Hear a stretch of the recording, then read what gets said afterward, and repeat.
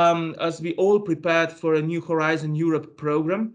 At the moment, we have quite a number of different activities from info days, dissemination activities, info days for the more general nature, and those who are more focused, single institution, maybe single discipline, and so on. So it's in this respect, we hope we'll be able to prepare ourselves and also our research community for first tender in the new Horizon Europe program. The next quite important thing is that we are in the final stage of the preparation of national legislation in the field of research. And this is especially important why we would like to actually link stronger than at the moment is the national research system with the European research area. So the importance of the autonomy of the research institutions. Then lump sum financing also in the field of research through the national money, national budget. The next very important thing is enabling synergies between different sources of money, so that we'll have a background or framework for connecting national budget and combine it with the structural funds, with the Horizon Europe sources, and so on. So this is, we believe, quite an important thing to do in the next years. Of course, we are also preparing the new framework, the strategic framework, Slovenian Research and Innovation Strategy, for the next 10 years, where also a very important part is connecting with the EU within the European research area. On the other side, it is important focus on the open science, which is of course one of the processes going on in Europe and which will change the European research area in the next period, in the next decade, quite significantly.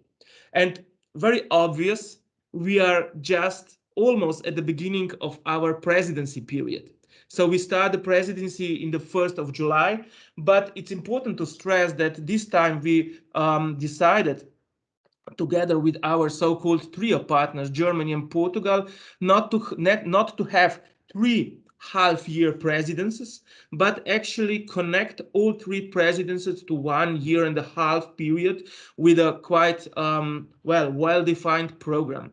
And I would say that important part of this trio program is also the question of research career, the question of researchers, and actually especially the question of creating European research area. Our part of the presidency will be mostly focused on the governance part of the European research area. So we'll somehow try to finish the process started already with the already mentioned the Commission communication, and also Council conclusions prepared by German colleagues. And actually, we'll try to finish this part of the process with the Council conclusions focused on the governance. So it's a quite intensive period for researchers, also for us as a ministry. And we are especially happy to have such events as today's ones, while it's opportunity to discuss, it's opportunity to learn something new, the novelties, what's going on in the next period. But at the same time, it is important to share the good practices and, of course, to know each other better. While, as I said at the beginning, it's a pleasure to see known faces, even though it is from via MS Teams. And because of that, it's important to have this kind of discussions.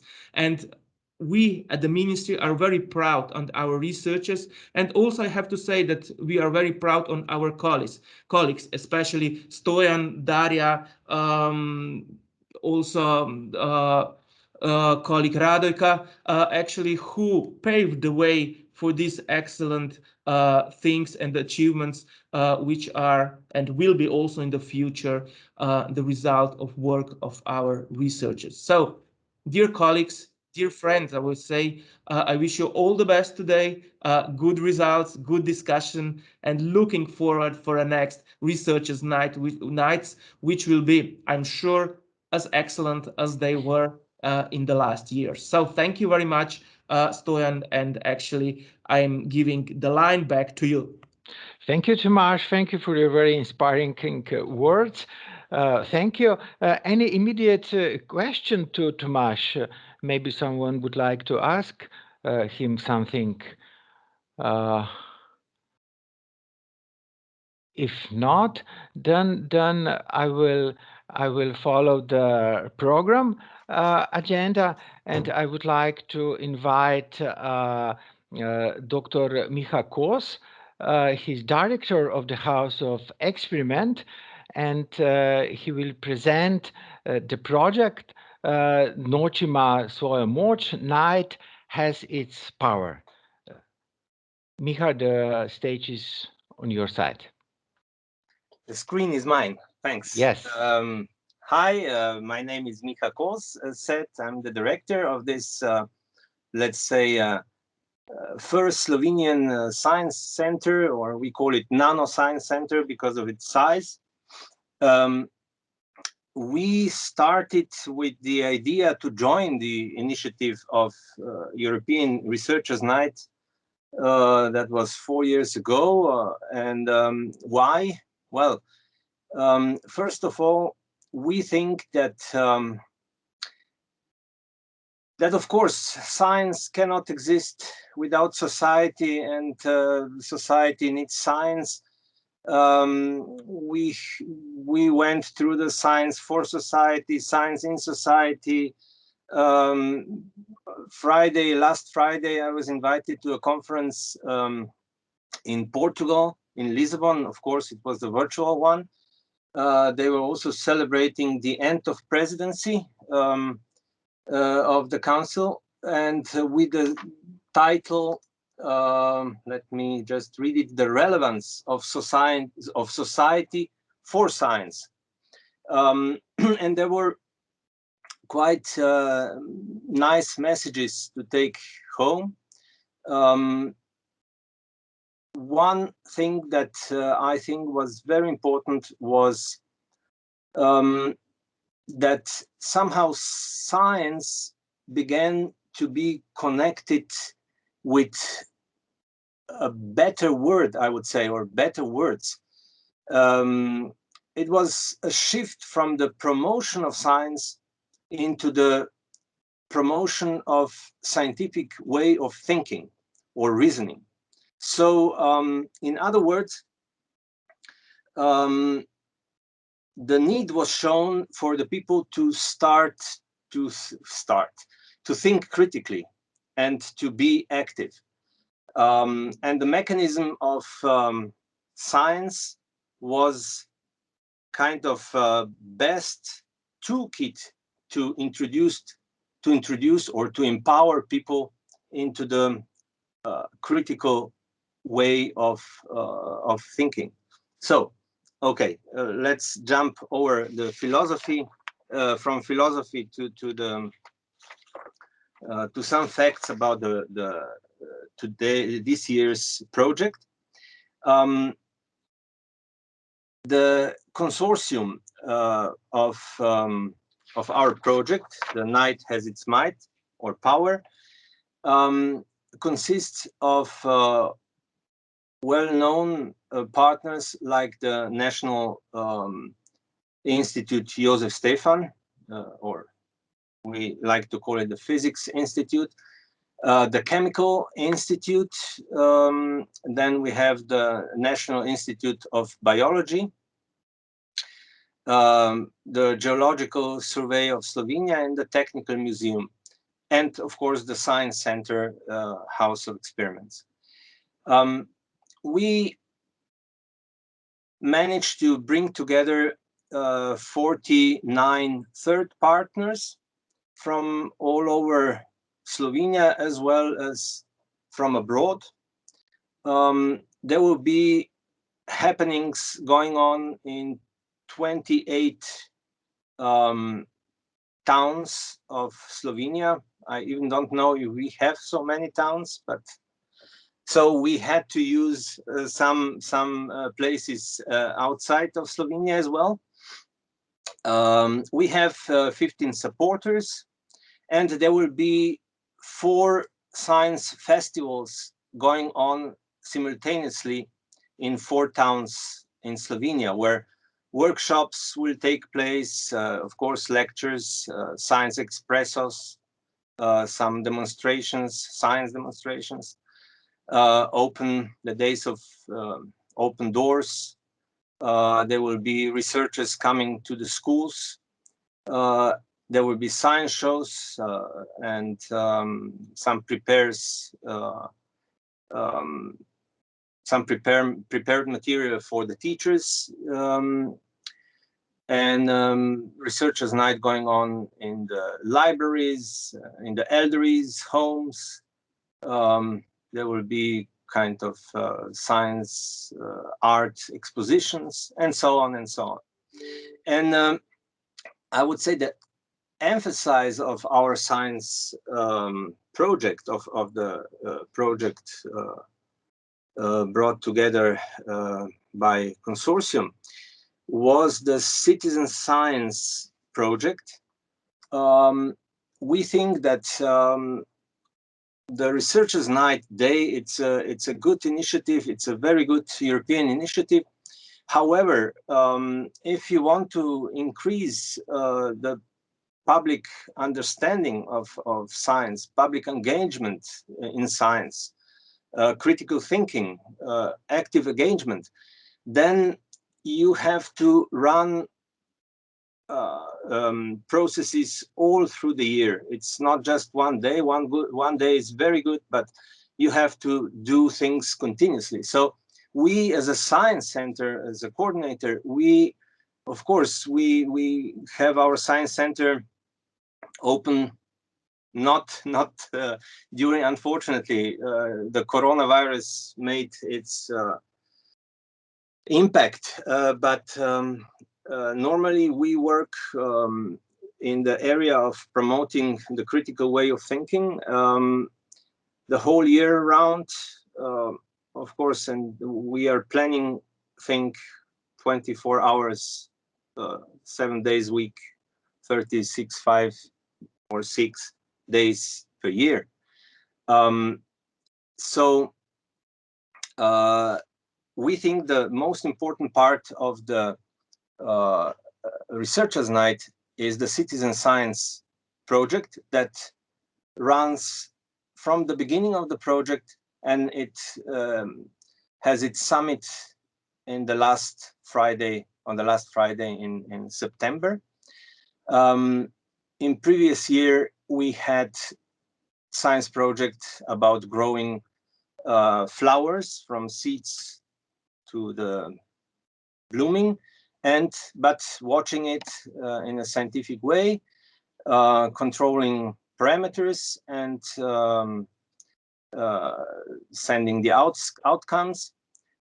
This year, the idea is to follow the water, to follow the quality of water, especially the quality of water where people are bathing, and especially in the places that are not, so to say, registered or legal in a way. So the places where, I don't know, our grandmothers were swimming, their children were swimming, and now their probably grandchildren are swimming, but since they should think critically, they should be aware of what's going on, probably they are interested what is the quality of water where they are swimming. So with this project, we will provide tools for the citizens in order to check few parameters, and using the expertise of the partners and other partnering institutions, if anything becomes, let's say, suspicious, so that they could check and they could do the, let's say, kind of Green Deal. We can do it together and place kind of map of waters and the swimming places in Slovenia. So that's, let's say, in short. I would rather stop talking here and rather give time for answering the questions that I think will be much more interested that my exposure. So thank you very much, and I'm eager to follow you as today's day goes on. Thank you. Thank you, Micha. So I think it was very interesting to hear what we're going on in your project. And now I would like to invite Brigitta Krstnik-Horvat from University of Maribor. She's also project coordinator, the project name Science for All. Please, Brigitta, the floor is yours. Thank you, Stoyan. Just a second to...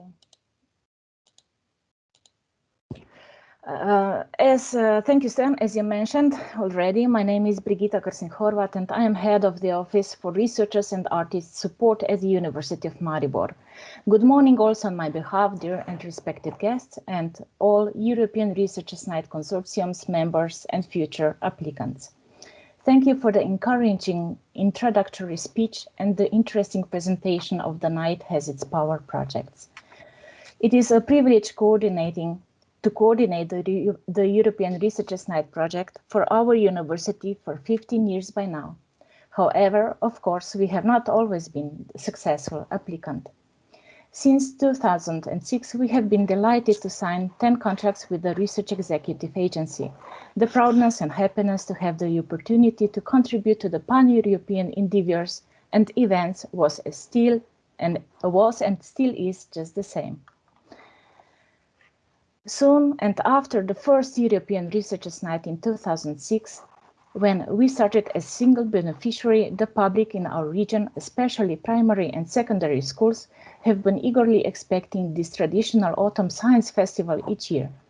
When our proposals were not selected for financing, the University of Maribor organized a similar event with the same mission, except last year due to pandemic circumstances.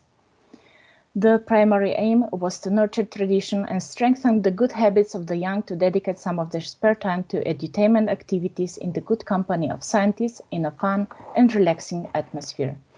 And of course, at the same time, to have the unique opportunity to gather insight into the world of science and, last but not least, how they become scientists themselves. This year's Science for All consortium consists of the University of Maribor with its 13 faculty members as coordinators of the consortium, the University of Primorska with 6, and the University of Nova Gorica also with 6 faculty members. This slide shows our geographical scope. Blue dots are marking the cities wherein are 17 faculties of the University of Maribor. Red triangles are marking the locations where consortium activities will take place. The yellow ones are marking bus transfers by which we connect the European Researchers' Night main event venues and provide bus transfers from and to the areas with less favorable connections to the venues. The gray color illustrates the national award competition on researchers' important role and in environment protection and rails, which will embrace all Slovenian kindergartens, primary and secondary schools. As you can see, it is the 151 researchers that we are grateful to for with almost a perfect gender balance with which we managed to succeed to combine. They all are involved in preparation and implementation of the program activities. Activities will be prepared in various scientific areas. We counted 24 of them, which are wherever possible linked with the European Green Deal. This program foresees, as you can see, various types of activities from national award competition, as I already mentioned, science slam, quiz, workshops, exhibitions, guided tours, hands-on activities, and more. The author of the winning contributions who will participate at the national-wide reward public call will receive their awards at the award ceremony during the main event. These are the numbers that we are organizing, in which we are organizing our pre-events and main event program activities. The number in this bracket needs a short explanation. We are nurturing the link to the most promising young who already demonstrated their passion for research and innovation activities. Similar to professional scientists, they compete with research and innovation projects in various research areas. Mentioned competitions are organized both at the regional and national level. At the regional level, under Movement Young for Advancement of Maribor, which the Friends of Youth Association Maribor is organizing, and at the national level, under the Young Researchers Competition Program, which the Association for Technical Country of Slovenia is organizing.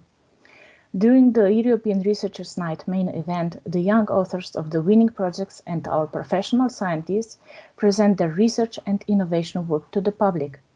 We expect to include approximately 70 research and innovation contributions from the young researchers this year. We would also like to mention the support of the stakeholders who contribute to the program activities with their professional staff or with the information material on EU and its program and activities and initiatives. We use these opportunities to express our sincere gratitude in most cases for a long year cooperation to the Ministry of Education and Sport, Science Education and Sport, National Research Agency, Slovenian Business and Research Association, EU House Ljubljana, Europe Direct Contact Points for Maribor, Izola, Koper, and already mentioned Friends of Youth Association in Maribor. The synergies of the initiatives and projects which are included are, for example, projects related to the EU strategy for Adriatic and Ionian region, European universities, Athena project, Horizon 2020 and Marie Skłodowska-Curie Innovative Training Networks, Jean Monnet share of energy law and policy, which is focusing on the European Green Deal, and many others. With a mix of offline and online communication tools, we estimate to reach at least 800,000 Slovenian citizens and raise awareness about the project and its key messages. In addition, we are looking forward to welcoming at least 15,000 visitors to our pre-events and the main event together. And perhaps as information for future applicants, for all this, we estimated EU budget contribution a little bit less than 200,000 euros, and a little bit more. It is the complete budget which we will need for implementation, and some of this we will financing from other sources. Here in these slides, just for your impression, we added a brief brief of the preliminary European Researchers' Night pre-events.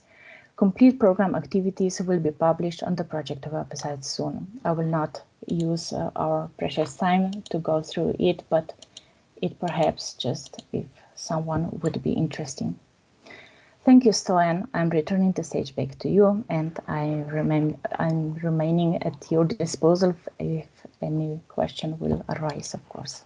Thank you. Thank you. Thank you, Brigitta. So I think that both presentations give us impression what's going on, and you see that popularization of science and science outreach is really traditional, as Micha and Brigitta already said. So I think that this is very good for us, that we have a feeling that we need to communicate, that we need to go outside the labs, outside the university, and talk with with the general public and also with the youngest, because the youngest are the key for our future, and I'm quite sure that the next European Commission call will give us opportunity to be even more active and even more popular as you are today. And now I would like to give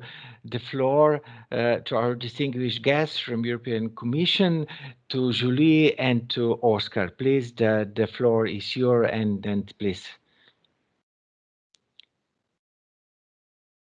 I'm just trying to share my screen for the presentation. I'm not sure on how it works with. Okay. Brigitta, could say you don't see it, right? No. No. So sorry for this. I'm just maybe Brigitta, could you share this PowerPoint? I will find the way. I think if you just give me one small. Yeah, of course. I'm sorry for this. No problem. To share the presentation, but not on Teams. Sorry. You have on the right upper corner the red icon leave, and on the left side share content with the arrow upwards. It should arrive actually. I found it. Yeah. Does it work? Yeah, it's okay. We see it. You see it? Yeah. Do you see it full screen? Yes. Not full. Yeah. Or do you see the slide under? Because I see the slides under. Yeah, it is. It's okay. It seems like full screen. Yeah. Okay. Sorry for this. I'm not so used to this Teams sharing content, but okay, if you see it, that's perfectly fine. Thank you. And thank you actually for giving me the floor. I'm very happy to be there with you this morning. I don't know if you can hear the rain around me, but it's really raining here in Brussels as well. So I'm happy not to be the only one in that situation. First of all, I would like to thank the Ministry of Education, Science and Sport of Slovenia, and particularly, of course, the Science Directorate and its Director General Tomáš Bor and colleague Dr. Stojan Sorčan. Really, thanks a lot. We are very happy to be with you this morning. Thank you also for these very interesting presentations. The first one's about the current situation regarding the European Researchers' Night in Slovenia, because actually it's very, I think, inspiring, and I'm sure that it will also feed the discussion with participants afterwards. So my name is Julie, and I'm a policy officer in the Marie Skłodowska-Curie Actions Unit within the Directorate General for Education, Youth, Sport and Culture at the European Commission. And I'm notably in charge of the European Researchers' Night from a policy point of view. I work, of course, closely with my colleague Oscar Barrero-Moriz from the Research Executive Agency, and together we will present you this morning the novelties of the European Researchers' Night under Horizon Europe. I would like to stress already now that this new work program, the Horizon Europe program, is not adopted yet. You have mentioned it as well at the beginning of this morning, these presentations. But therefore, the guide for applicants for the next edition of the European Researchers' Night is not published either. So you know that the work program that Horizon Europe has been a bit delayed. That's the reason why this morning we are not able to share the latest documents with you. And this means that there are possibly some questions that we will not be able to answer already this morning, but of course we will do our best to provide as much information as possible. And of course as well, we will be available after this event. You will have the possibility, of course, to send us further questions at a later stage. So we just wanted to notice this already now. Just first of all to apologize, because possibly maybe there will be some questions which it will be difficult for us to address. For your information as well, but maybe Oscar will come back to this later on, there will be an information day organized by the Research Executive Agency on 18 June. The date needs still to be confirmed, but in June there should be an info day after the call and after the guide for applicants are published. So today, let's consider that we will of course share the novelties, we will exchange as much as possible with you, but of course you may have some complementary additional information later on in June. I will go quickly to the presentation of MSc and Citizens, which embeds actually the European Literature Night call. So there is a new name for the action. Before it was the European Literature Night, now it's MSc and Citizens, and actually it makes a good connection also with what you were saying, Stoyan, at the beginning of the presentation about citizens' engagement, about science communication, which is really key under, it was already the case under Horizon 2020, but it's really reinforced under Horizon Europe. And of course, we will try also within the MSc to reinforce as well that dimension. But however, I would like to start my presentation by giving you all a quick overview of the Marie Skłodowska actions under Horizon Europe.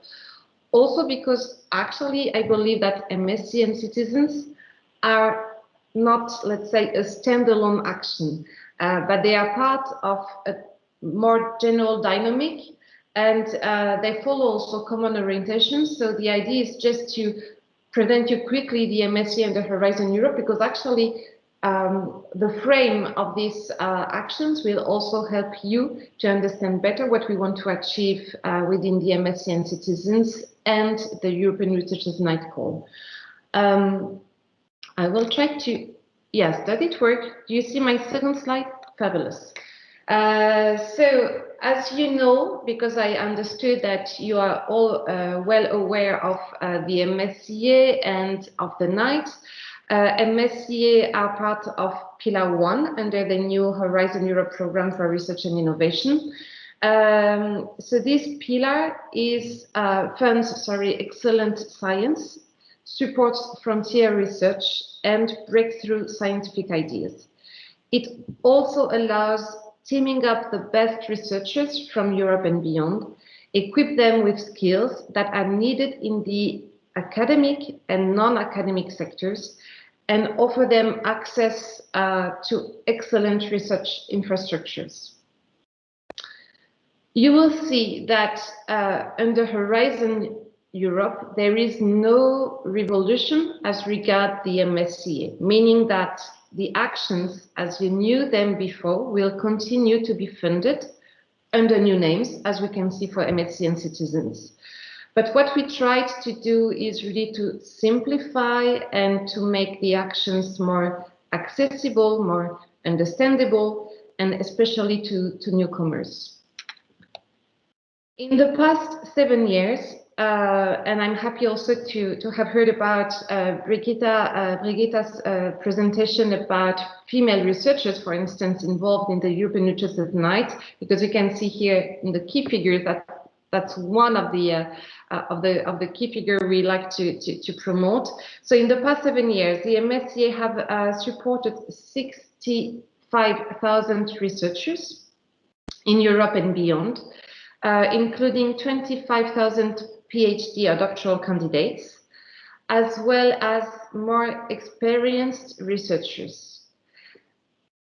The MSCA have funded more than 1,000 excellent international doctoral networks, and actually it is important for us to stress even more that the MSCA are a program to the benefit of researchers, but also of institutions and organizations. The program has also promoted strong links beyond academia with industry and SMEs. About 4,000 500 companies and non-academic organizations have been involved in the program under Horizon 2020. So as I said, one of our priorities is, of course, to support women into research and to contribute to achieving equal access of women and girls to science. And female researchers make up almost 42% of the program. So to go quickly back to what the Marie Skłodowska-Curie actions are, they are the EU's reference program for doctoral and postdoctoral training, contributing to develop highly skilled researchers able to detect and tackle upcoming challenges. Actually, we could see in the past months, unfortunately, due to the pandemic, that really research and science and innovation are crucial, and MSCA researchers have largely contributed to the fight against COVID. So to able also these researchers to communicate scientific evidence to policymakers, of course, but also to the public, and to be able to work across disciplines. It provides also researchers with skills needed in the labor market to innovate and to convert knowledge and ideas into products and services for economic and social benefit of our societies. It helps developing excellent doctoral programs, enhancing, of course, the global attractiveness and visibility of institutions involved in them. And it promotes the EU's global attractiveness for talents. Total budget dedicated to the MSc under Horizon Europe is 6.6 billion euros. Some key features, I maybe will go quickly through them because actually I already mentioned some of them by describing what the MSCA are. But as you know, they support researchers at any stage of their career with a focus on training, skills, and career development. As I say, they have a structural impact on organizations. They are a bottom-up program, meaning that actually they are open to all scientific disciplines. So we do not organize, as you know, targeted calls and proposals are selected on the basis of their excellence, impact, quality, and efficiency of the implementation. There is one thing I would like to stress is the 3I, as we call them. So because the MSCA support actually international, intersectoral, and interdisciplinary cooperation. As regards international, the program is open to researchers from all over the world, and today about 40% of MSCA researchers are from outside the EU, and it was the most international program under Horizon 2020, and we hope actually that it will continue to be the same under Horizon Europe. About cross-sectoral and interdisciplinary mobility, MSCA promotes strong links beyond academia with industry and SMEs, as I said already before. And really it puts, let's say, it try to emphasize intersectoral cooperation to ensure that researchers are equipped with skills that are needed in enterprises, including SMEs, as well as other socioeconomic actors such as government institutions, NGOs, museums, hospitals, whatever. So the idea again is really to turn more research results into future projects of our services and to inform research about the needs of business.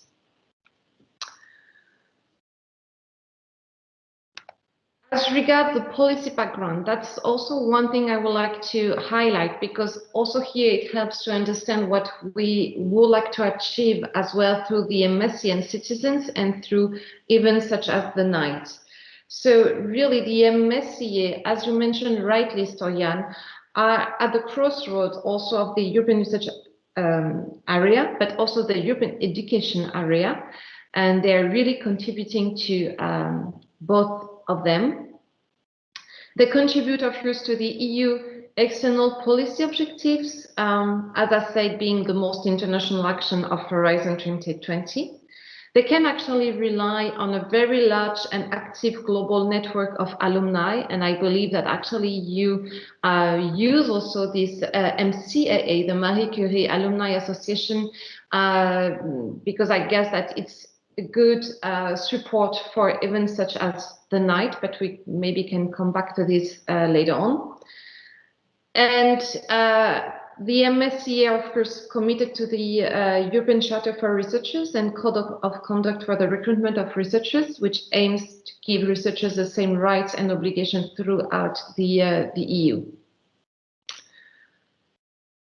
They support open science, and actually that's one of the things also that we would like to stress or to highlight in the MSc and Citizens Action. So as you know, open science is the way to have more open and collaborative ways of working together, exchanging and communicating data.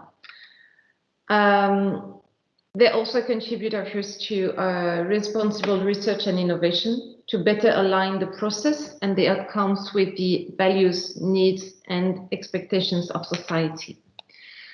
Here you have the new names of the 5 actions for you to know that at the end of my presentation, I won't go into these, but you will have the full table with the call calendar. So if some of you in the audience is interested in knowing a bit more about the other actions, of course, here as well, you can come back to us after this event, and you can of course have a look to the presentations. Maybe I can share the presentation if you all agree, so that you have also the call calendar and have in mind what is upcoming. So about these 5 actions, you have doctoral networks, which were actually the former ITN, Innovating Training Networks. They include joint doctorates and industrial doctorates, and they are established by consortia of universities, but also research centers, enterprises, and any relevant non-academic partner. Then you have the postdoctoral fellowships for more experienced researchers. So that's the former individual fellowships. So interested in doing their research in Europe, but also outside. The staff exchanges action, which supports research and innovation staff exchanges, so the former RISE. Co-fund, the name did not change. It's about co-funding doctoral and postdoctoral programs. And last but not least, MSCA and Citizens, which embeds, as I said at the beginning, the European Researchers' Night. So coming to what is specifically of interest for you today, MSc and Citizens. Actually, as you know, it's a coordination and support action, and you will see that here again, not that many things have changed, but we would like, of course, to highlight some elements of continuity and to put a focus on some novelties. I know that you have many questions about the lump sums, for instance, and Oscar actually will address notably this question after my presentation, and of course also during the discussion. So as you know, or as you knew actually, MSc and Citizens address public outreach. And this action aims to bring research and researchers closer to the public at large, to increase awareness of the importance of research and innovation, and to show the role of the researchers in and for the society and economy, as well as the impact of researchers' work on citizens' daily life. It aims also to raise the interest of young people for research and scientific careers. And we will come back to this, I guess, during the discussion, but I really like the idea that Miha has underlined in his presentation about really continuity. I think that's really important also, as it was rightly mentioned, that all this is really about connecting or reconnecting science and research with citizens, trying to demystify research and science, and to do this in the mid or even in the long term. So MSc and citizens will address the general public with a specific focus on families, pupils, students, and notably also those who do not have easy access to, and thus are less inclined to engage in STEAM or research activities. So we believe that inclusiveness should also be key. As I said, MSc and citizens are really part of a general, let's say, framework. So they also promote gender balance, inclusiveness in science, open science, and responsible research and innovation. All these objectives and outcomes will be pursued through the organization of the European Researchers' Night, which you know very well. And as I could see, and we all could see, you were very successful these last years. So you know that this could be considered as, let's say, the largest research communication and promotion event taking place across EU member states and Horizon Europe associated countries. As you surely know as well, it attracted 1.6 million visitors in 2019 across Europe and beyond in more than 400 cities. And in 2020, what I would like to highlight, because actually this was really impressive on our side, we were very, very proud that in the end, despite all the difficulties that we know that the projects have to encounter, in the end, the event attracted more than 2.3 million visitors, which is of course huge. It's difficult to know precisely how long people stay in front of their computer, because actually most of the events are large part of the events took place in a digital way, and we are very thankful actually that the projects move so quickly in a very short time into digital. We all had to adapt, and again we are very thankful that the projects did, but in the end it works. So again, difficult to know how long people stayed watching the activities, but really they were still interactive despite the digital dimension, and I really enjoyed a lot the night in 2020. Also, of course, I would have to prefer to have the possibility to visit physically an event. Maybe we can come back to this as well, but I would like to stress that the night will remain firstly a physical event. We do not plan to move it in a full digital way, despite the success of 2020, because we still believe that the night is about a meeting. It's really a meeting between the researchers and the public, but definitely it's clear that having digital activities can also broaden the impact. It can also allow, let's say, families, pupils, students to access research activities when maybe they would not have this access to the activities if they would have been organized only in a physical way. So really, the night remains a physical event, but it's true that some digital activities can also bring kind of a broader impact, and I believe it is a question of really balance, and again, please keep in mind that it's all about a meeting. So about the night, it will continue as before, taking place every year on the last Friday of September. As you know already, events can last up to 2 days, because actually they start on Friday, but they can of course continue the following day. Pre-events, as you already know, prior to the main event, but also now related post-events, such as wrap-up meetings, small-scale follow-up events can also be organized. I know that it happened already before, but here, let's say that we make this a bit more formal. You can have also post-events, as long, of course, as they are related to the main event. So the night will remain a Europe-wide public and media event for the promotion of research careers, again particularly focused on young people and their families. About activities, as you know, they can combine education to science with entertainment.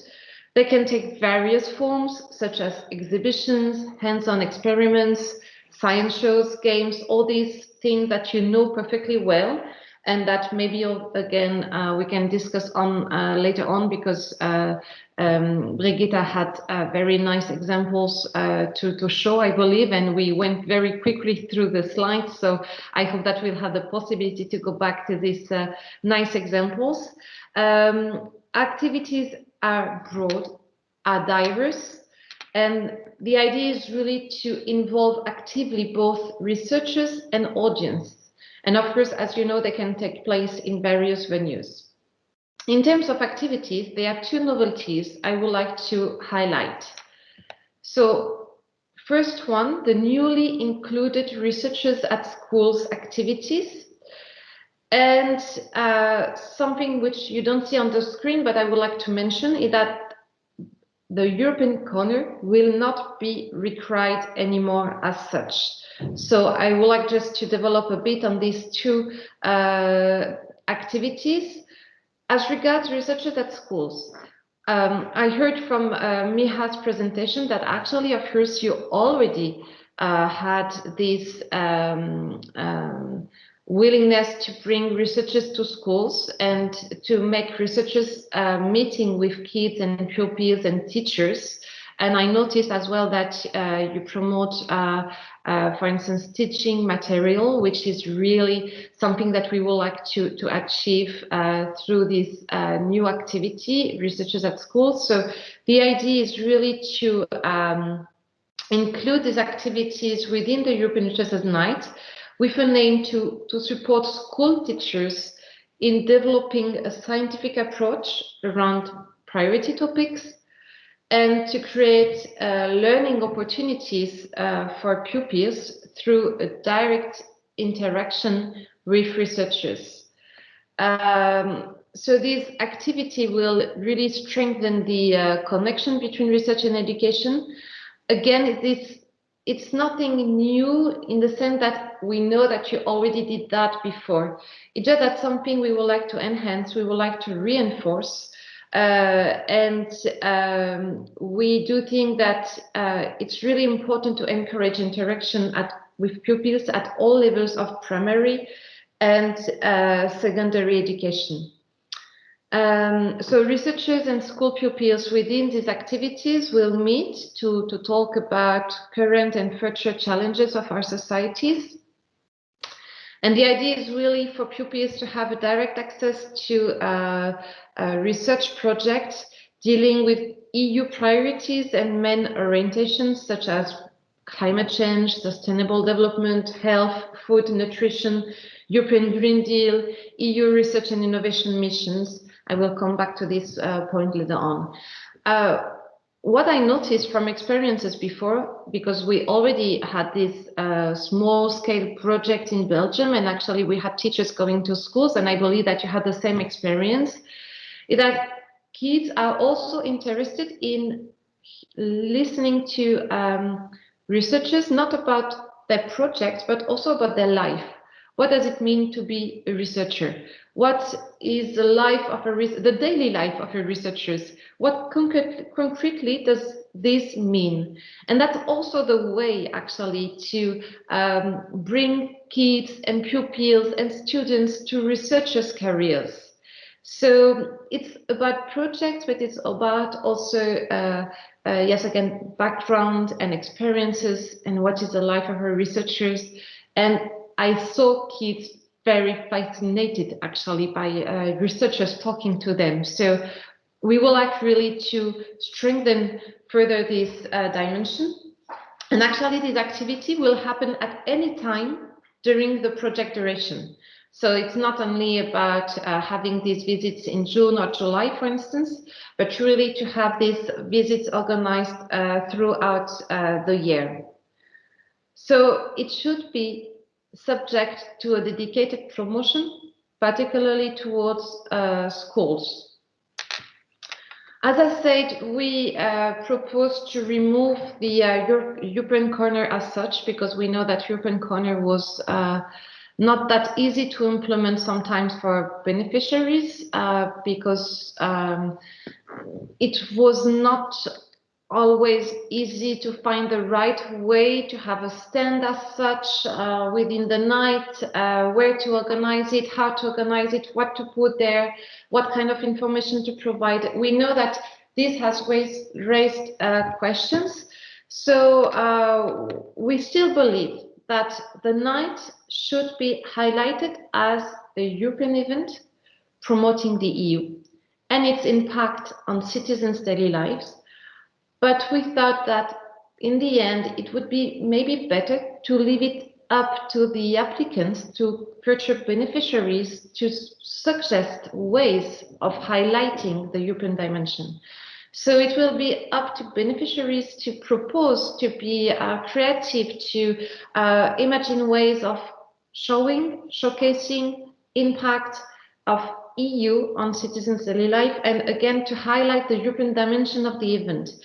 And of course, this goes also through the involvement of researchers funded by Horizon Europe, and notably by the MSCA. It was already the case before, but of course, this is still encouraged.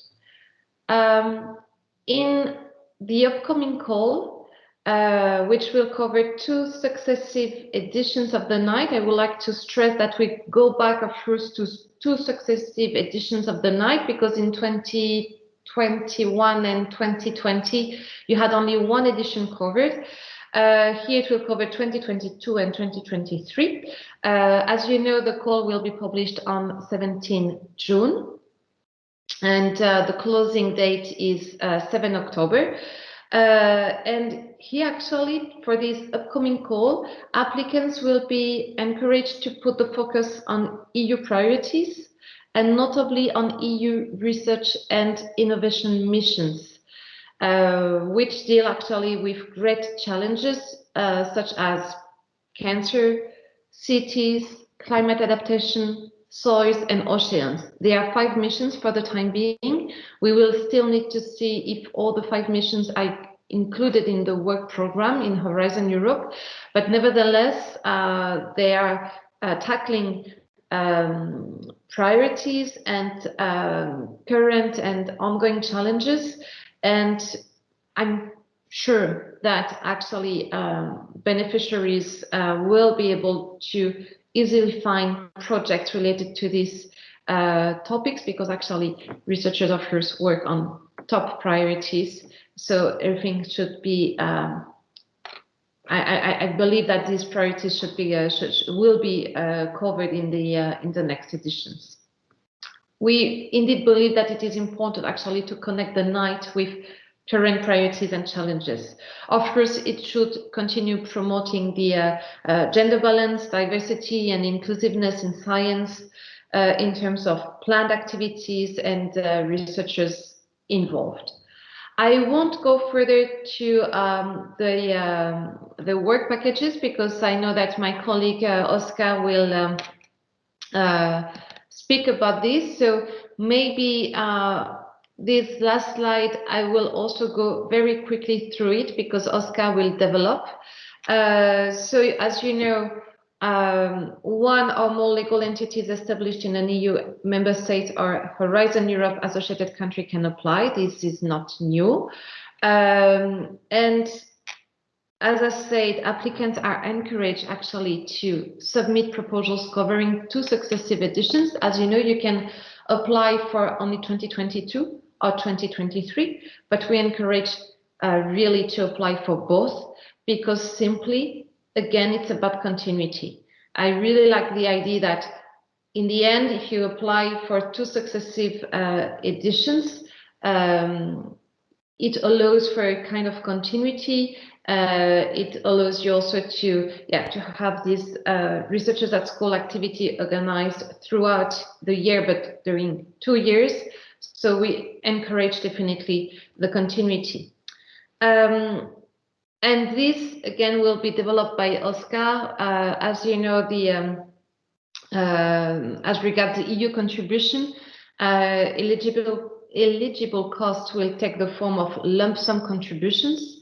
So we estimate that an EU contribution between 50,000 euros and 150,000 euros per annual edition, so for one edition, allow the outcomes of the night to be addressed. But I would like to stress, and again, Oscar will develop, that nonetheless, this does not preclude submission and selection of a proposal requesting different amounts. I will stop here. You have a slide on award criteria, but again, here I will leave the floor to Oscar because I believe that he will go through all these points. As you can see, and as I mentioned before, in this presentation, you have the call calendar with all the next upcoming calls regarding the MSCA, all the Marie Skłodowska-Curie actions. So again, I will be happy to share the presentation if useful. And here you will have also all the links which could be useful when you would like to apply for a call within the Marie Skłodowska-Curie actions. I stop here because I talk a lot. I'm sorry, that's something that I always do. I'm talking too much. So I will leave the floor to Oscar, and after his presentation, I believe that we will all have a discussion with the audience, and I'm looking forward to it. Thanks a lot.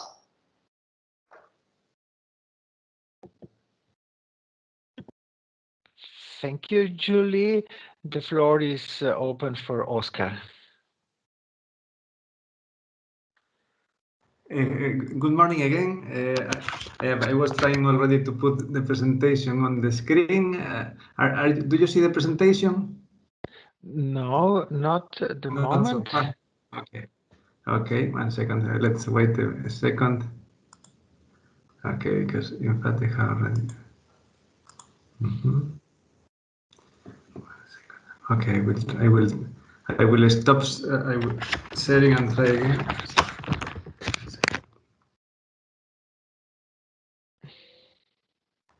Okay, go again.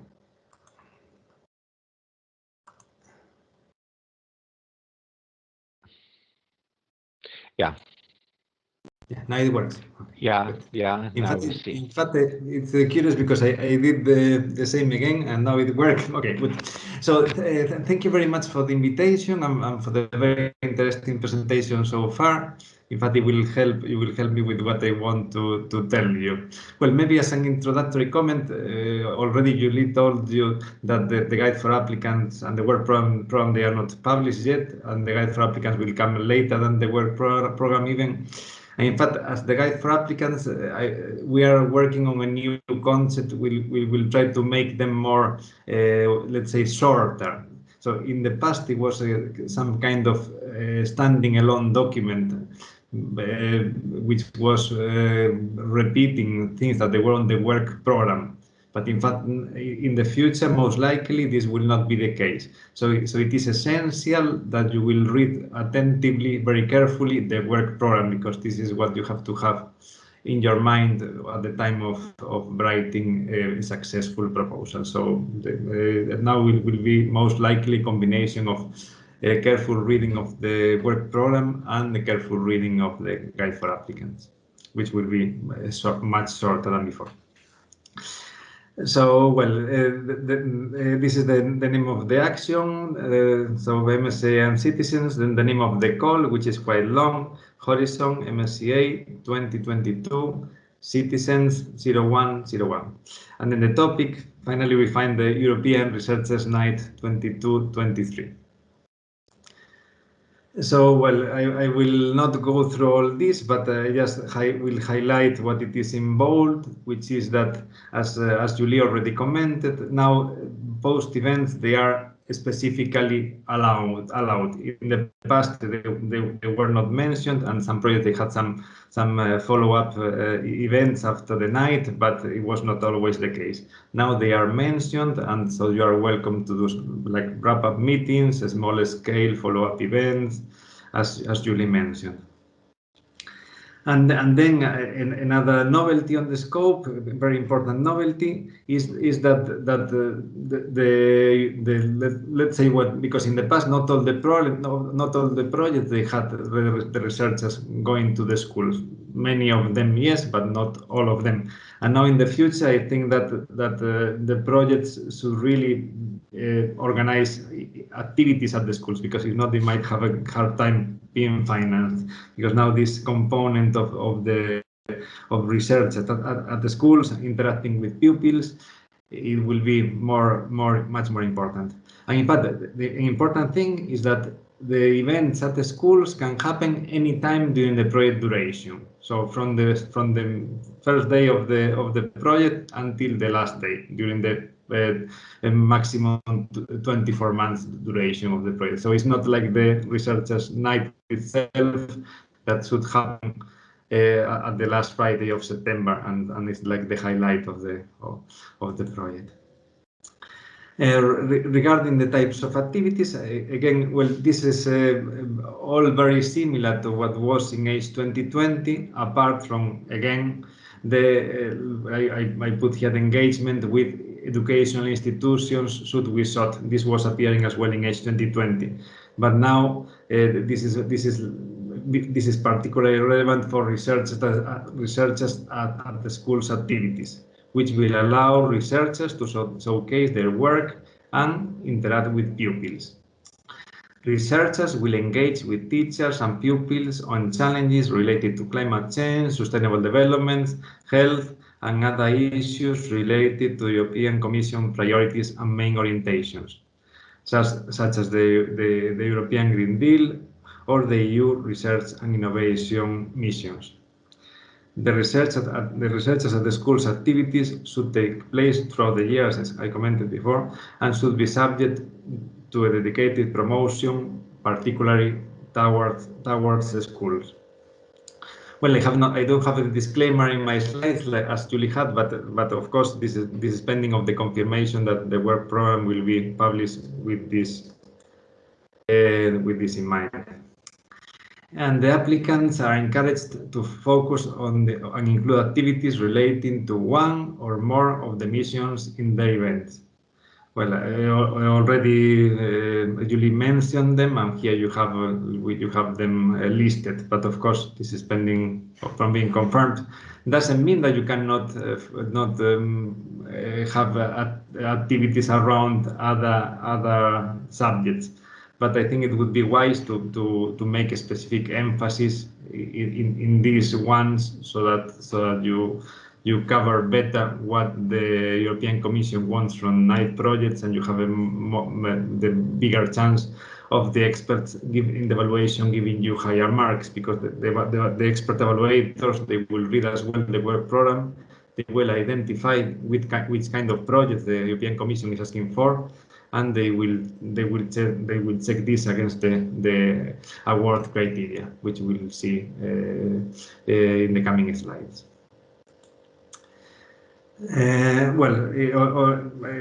Julia as well mentioned that now there is no obligation to organize an EU corner. In fact, it's now up to each applicant to decide how to give the event a European perspective. I think that this will be a richness, because as Julie commented, we had some success stories on how to implement a EU corner, but in some other cases it was not, let's say, the most attractive point in the event. So we will have the chance to give the European perspective in a way chosen by you, and we trust that this will be more interesting for the participants in the events, and you will be able to succeed with this better than before. Okay, I will not read the rest of the slide, as this has already been covered by Julie. And then again, maybe okay. Well, just to comment that we expect the applicants to submit, as Julie commented, the proposals covering both 22 and 23. So 2 events, because it's always nicer to give a continuity. But of course, it's possible as well to apply for one single event. I think that now that we have, as you can see, now we are opening already in June and closing October, and we'll do the evaluation at the end of before the end of this year. So it means that the project for the 2023 will be able to start earlier. Before, it was always very difficult to organize the project, the event, the first year, because you were not having really a lot of time to organize it. And so we have noticed this, and that was why we have decided, well, the European Commission has decided to advance the call. So I think this will allow organizers to have a more smooth organization the first year, and I think now is, let's say, that it is less justified. The project would say, okay, let's have 1.5 years to organize only the event in 2023. So I think that it's possible to organize it for only 1 year, but I think it is highly recommendable to cover both. Okay, the case in H2020, if you are above the thresholds, even if you don't get, in the case you would not get the funding, you would be always able to be an associated event. And as before as well, the partnerships and cooperation amongst in the country and beyond is very welcome. About eligibility, is exactly the same as H2020. So EU member state, an associated country, a legal entity on them. But it is now stated that, because in fact we have some cases of projects trying to involve third countries, and so now it's clearly stated, it will be clearly stated in the work program when approved, that the activities carried out in non-associated third countries are not eligible for funding. About the duration, it will be 24 months, the maximum, as you commented. The starting date is specified in the grant agreement, and as commented again, is encouraged to submit proposals covering both years. About the work packages, I put in bold the work typically, because in fact it is not compulsory to have the work packages that I am going to mention, but I would say that is recommendable. But if you have in mind a better structure for your project, then go ahead. But it should always have one or more work packages, because the work packages will be linked to the payment and of the lump sum, and we'll talk about that later. So the typical work packages that we expect to have in many applications is the awareness campaign, which was before as well in H2020, activities during the night again. The novelty would be to have a work package on researchers at the school's activities, because this, if you have a work package on that, this would enable the European Research Executive Agency to give feedback to the GEAC on what is happening on that, and I'm sure they will be very happy to be able to fine-tune these activities. And then the impact assessment and management, as it was again the same before in H2020. Well, regarding the financial regime, I think that you are a bit frightened of the lump sum. As well, inside the UNRE as well, we don't have a lot of experience on implementing it, but we trust that this is done for you to have it easier. So it should be a simplification. It is not to complicate your hours. It's to have an easier life, all of us. So the eligible cost will take the form of a lump sum contributions as defined in the decision of 11 March 2021, authorizing the use of lump sum contributions and unit contributions for the Marie Skłodowska-Curie actions under the Horizon Europe program. The expected EU contribution per project is between 50,000 and 150,000 per annual edition. So if you have 2 editions, this is twice the amount of the European Researchers' Night. This amount should allow these outcomes to be addressed appropriately. Nonetheless, this does not preclude submission and selection of a proposal requesting different amounts. Where these amounts come from, this 50,000 to 150,000 to do 1 edition on the night. In fact, there was a study carried out by external consultancy and checking all the budgets and what the projects had been done in FP7 and H2020. From this study came out that with 50,000 to 150,000 per year, it would be enough to organize an event. So let's say that you might have a smaller budget or a higher budget, but I think that it will have to be very well justified, because for example, if you go higher than 150,000 per year, then you have to show really huge added value, because now we have this indication that the project should be within this funding bracket, because with this funding we estimate that that is enough to organize an event. And this will be essential in order to have a more stable number of projects. Because, for instance, this year we had a higher average contribution than before, and we have less projects than before. And in fact, we have some more disappointed people and some countries where there will not be an event because of projects being let's say, between brackets, a bit too big. So, for example, the expected EU contribution requested for a proposal covering 2 successive editions, 22 and 23, will be between 100,000 and 300,000 euro. And then, how it works, the lump sum. The applicants propose a lump sum based on a detailed estimation of costs. Following the evaluation of the proposals and taking into account expert advice, an individual lump sum is fixed in its grant agreement. So the proposals must contain a detailed budget that resolves the direct cost of its beneficiary in the following categories. So personal costs, subcontracting cost, so up to here are good. This is like in H2020. Then purchase cost. This is the same as the other direct costs that we had in H2020, exactly the same, which is travel and subsistence, equipment, and other goods and services. And then other cost categories which could include as well, like the in-kind contribution that we had in H2020, but many others as well. But all the details of all this can be seen on the annotated grant agreement, which I might give you the link if you are interested in.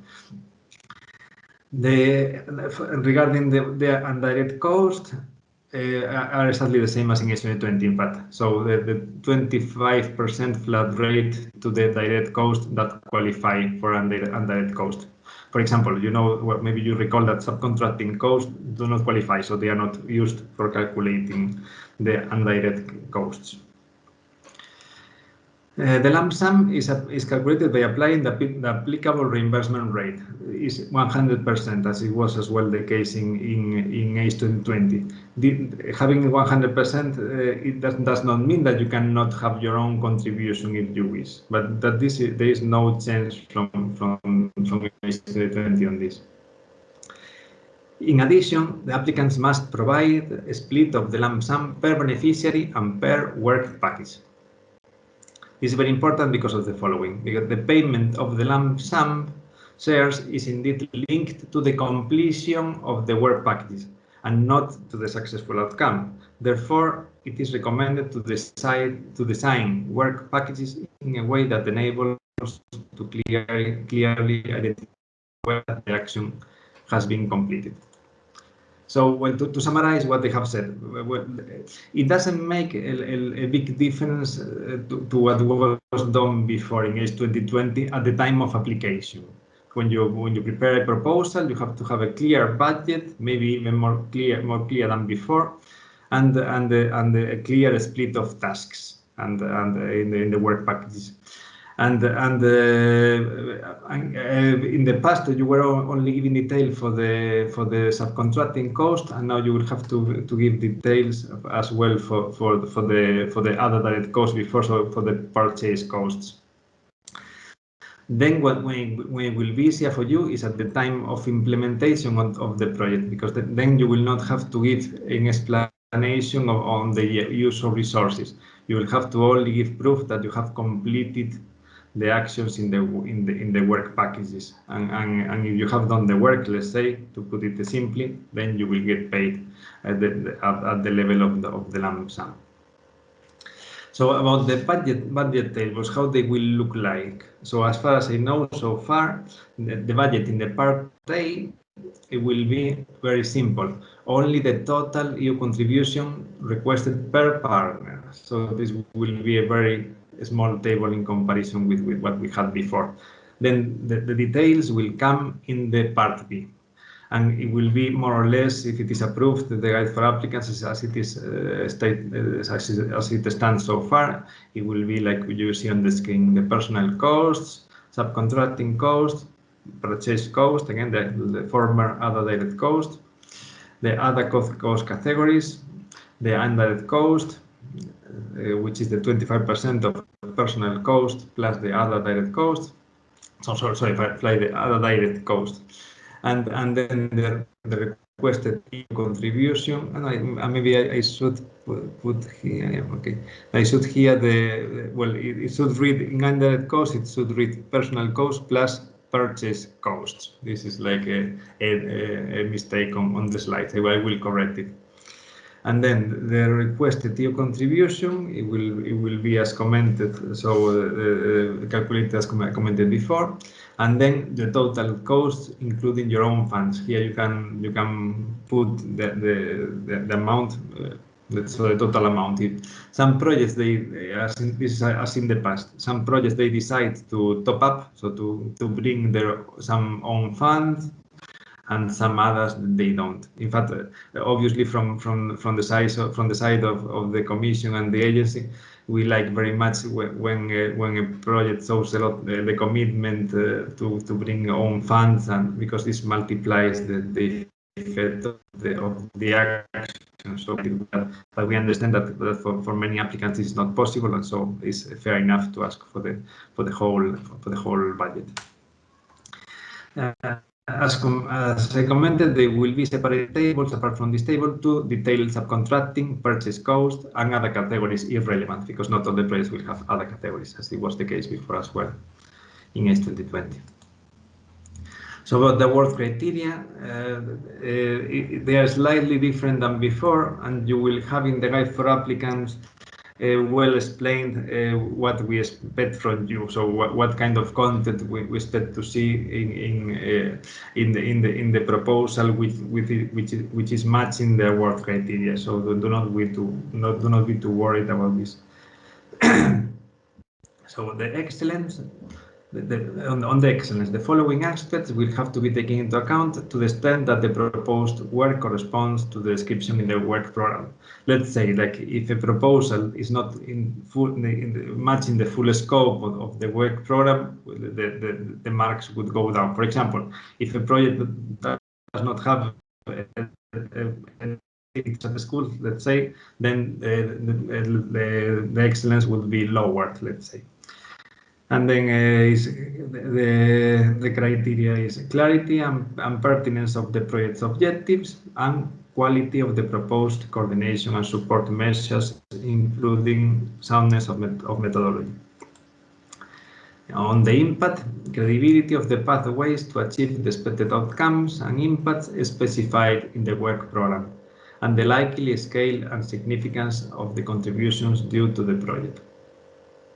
And then sustainability and quality of the measures to maximize expected outcomes and impacts as set out in the dissemination and exploitation plan, including communication activities.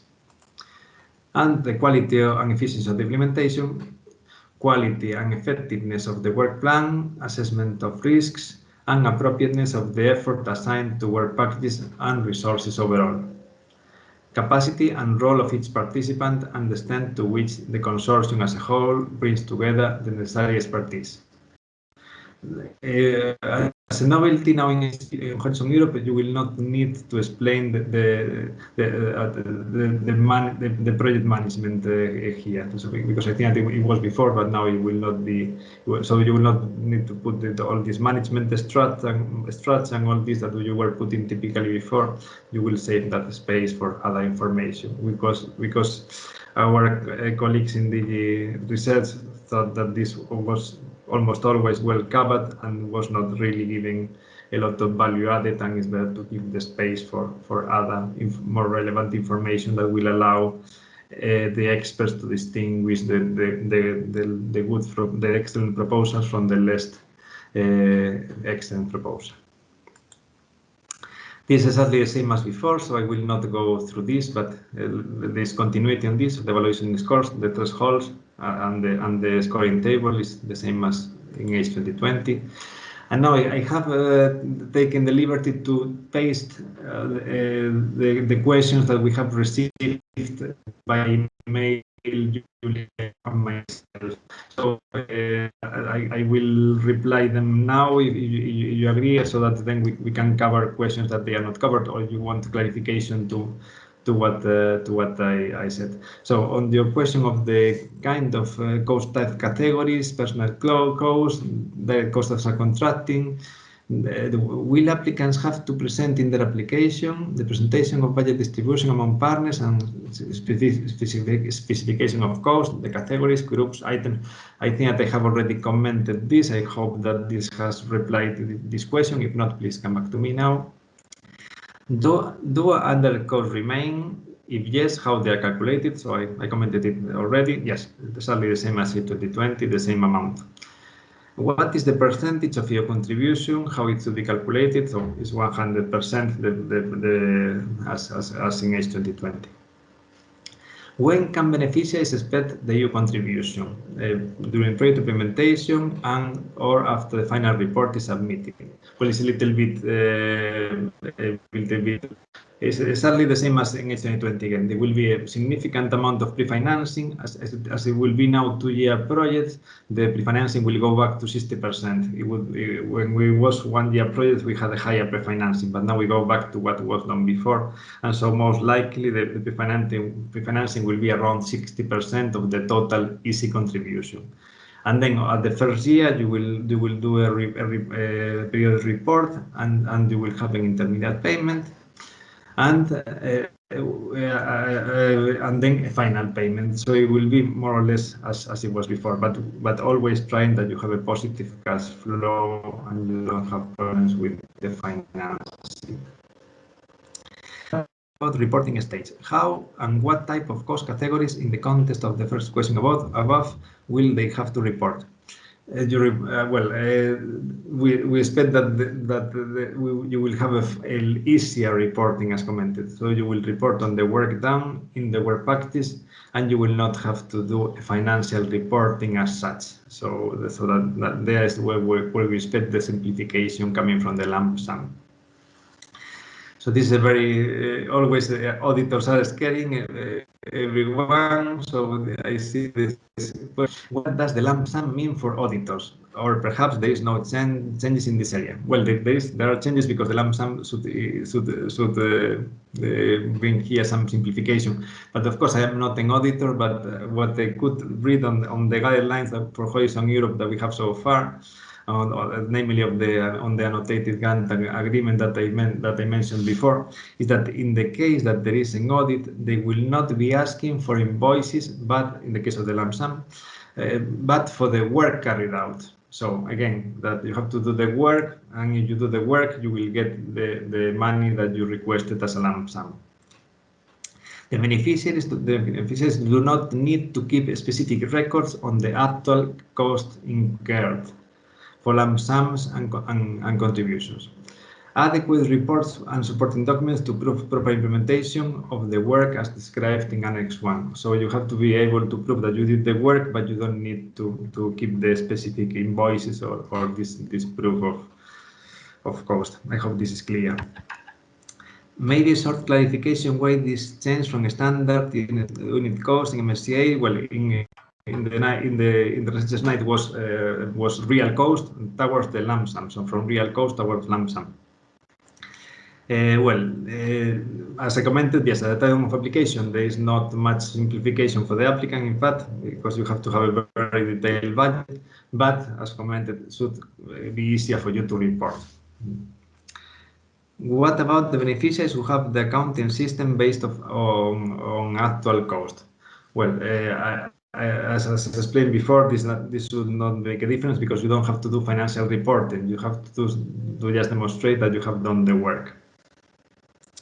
And you were putting like a scenario, an example of a business trip to Brussels, lump sum refund for the business trip is 200,000 euro.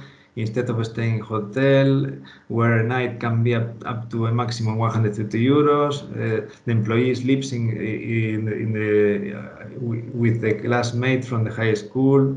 The cost has not been incurred. The employee overslept, and according to lump sum system, well, basically for this example, which is quite precise, well, the lump sum is for the whole project, not for the expenses itself. I think that here the safe thing is to tell you that they will have to follow their own rules. For example, if a university is giving a per diem hotel and this person decides to go to another place, then the person will get the per diem. And so when the university or whatever entity will do the budget, and if they have several travels to meetings, they will budget it according to their internal rules. What we will be interested in knowing is whether the work has been done. So whether this meeting took place, for example, maybe if an auditor would like to know whether the meeting took place in that place, and for that you might have the minutes of the meeting, you might have the presence list or whatever documents that are typical from meetings being organized in a place, or any trace any trace of this meeting. But of course I am not an auditor, I don't know exactly, but always the auditors tell you that they like to have proof, and so any kind of proof. Some proofs they are like maybe better, some others they are not so nice for them, but well, they always have to have some kind of proofs.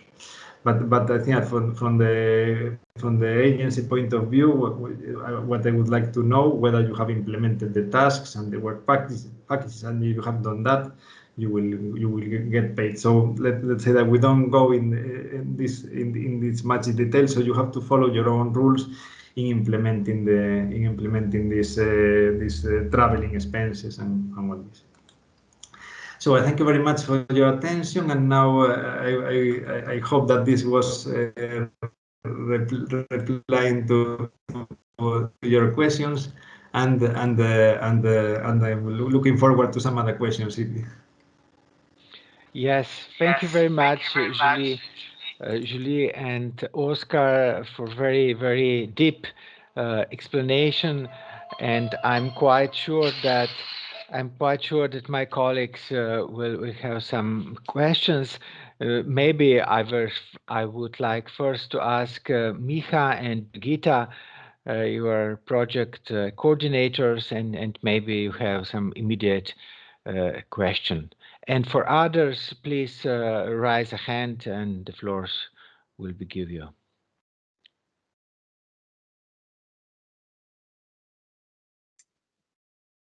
Brigitta, let's respect the gender balance and well, I must admit I was creator of a majority of those questions. So thank you very much, Oscar, for very detailed presentation and useful information. I was really curious how we will go about this new new approach and how to prepare on this new application period. However, it seems like it will be simplification indeed, and I'm very happy to hear about it.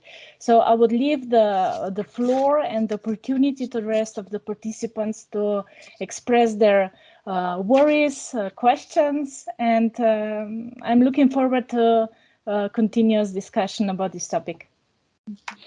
Thank you, Brigitta. Micha, do you have any questions, please? Yeah. Of course, I'm the director, and I'm always concerning about the money and the income for the completion of the project. As I've seen, mine and the project of the consortium of our consortium and let's say Brigitta's consortium. We were both using, the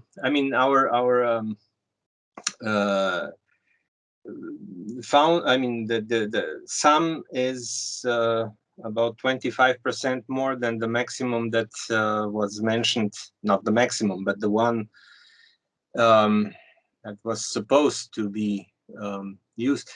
The problem I see, oh, that's my bird here.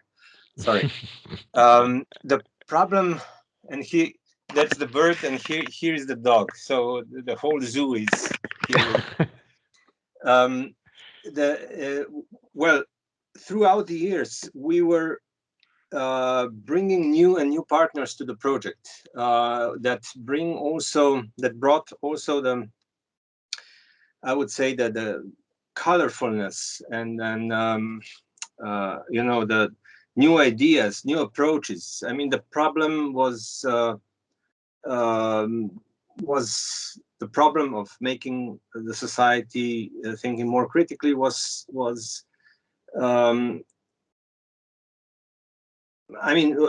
we were able to fight with the project through different angles, from different point of views, and so on.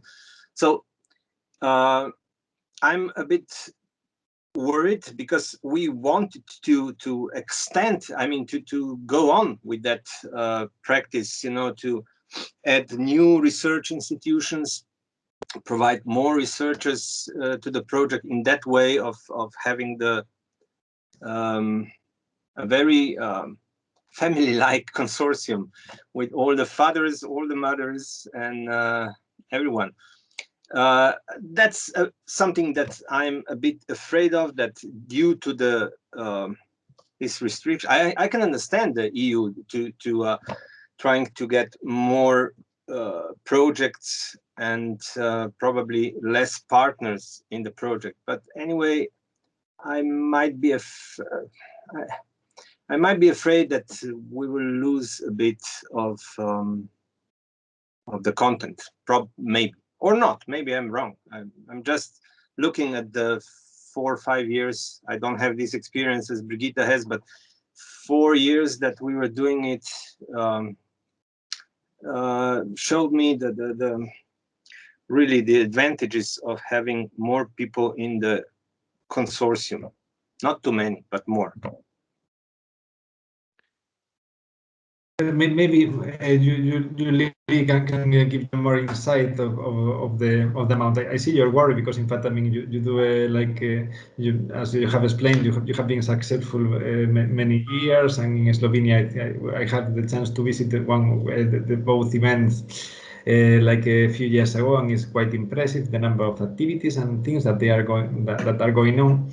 But the point is that you are slightly above the future, let's say, that bracket that we give as a best practice, let's say, to put it in a way.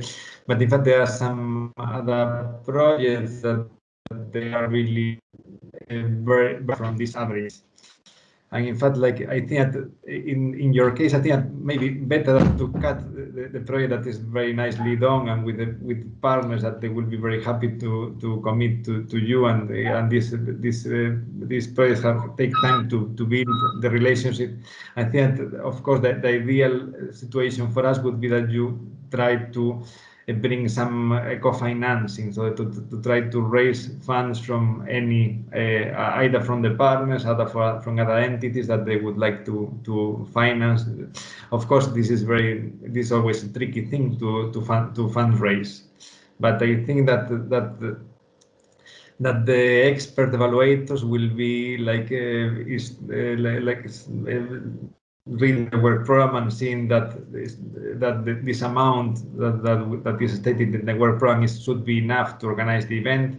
And if a project goes request a higher budget beyond this bracket, might be that has lower marks than others, that they have let's say they have the good impact by sticking to the bracket, but of course I don't have a crystal ball, but I think this would.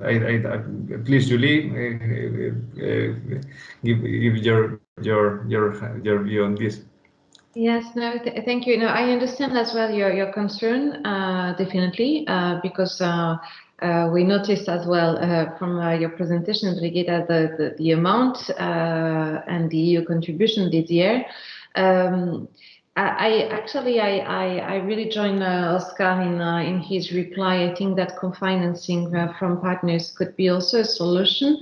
Again, anyway, I would like also to remind that we have established these these two amounts, the lower one and the higher one. But when we say higher one, again, it does not really preclude submission and selection of proposal requesting different amounts. So it means that you can still ask for a higher amount, but Oscar stressed it already in his presentation, then it should really be justified.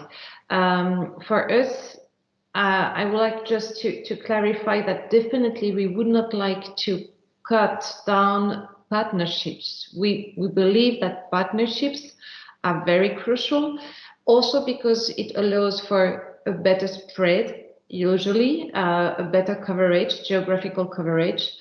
We also believe that it's important to avoid overlaps, because we have in mind some nights taking place in similar places but organized by different beneficiaries. So our aim is really to encourage partnerships, coordination, cooperation. So definitely not to cut down partnerships, the other way around actually. But as Oscar said, by partnering, actually, that could also help to organize activities. Maybe I was about to say in a different way. That's not really my idea, but to have maybe other means and financial ones. That's what I have in mind. But again, this is not the 150,000 euros is not the maximum amount. It's just an indication, and again, it has really to be justified for the evaluators to be able to understand why the amount is above. That's the point. But co-financing should be also some solutions to be. I understand that it's not always easy, but it might be one possible solutions also to complete a bit the contributions you need.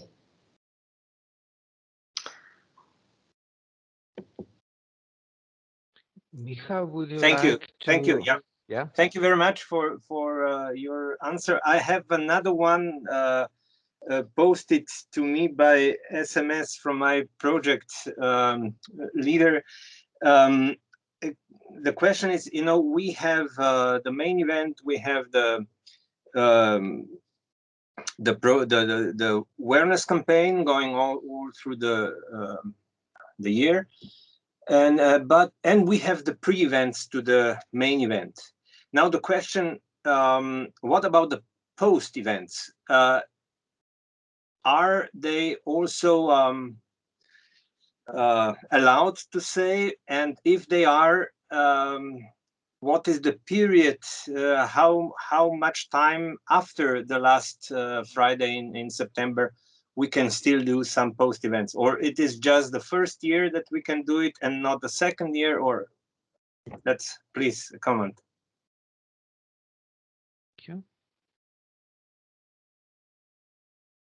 I think this is more for Julie, but from my point of view, like the post events could be starting like after the event the first year. That would be already a post event, you know, like and then but of course this is new as well in the work program, and I don't know exactly what was the rationale behind. So maybe Julie can give you more insight of this what is the novelty behind this and the rationale.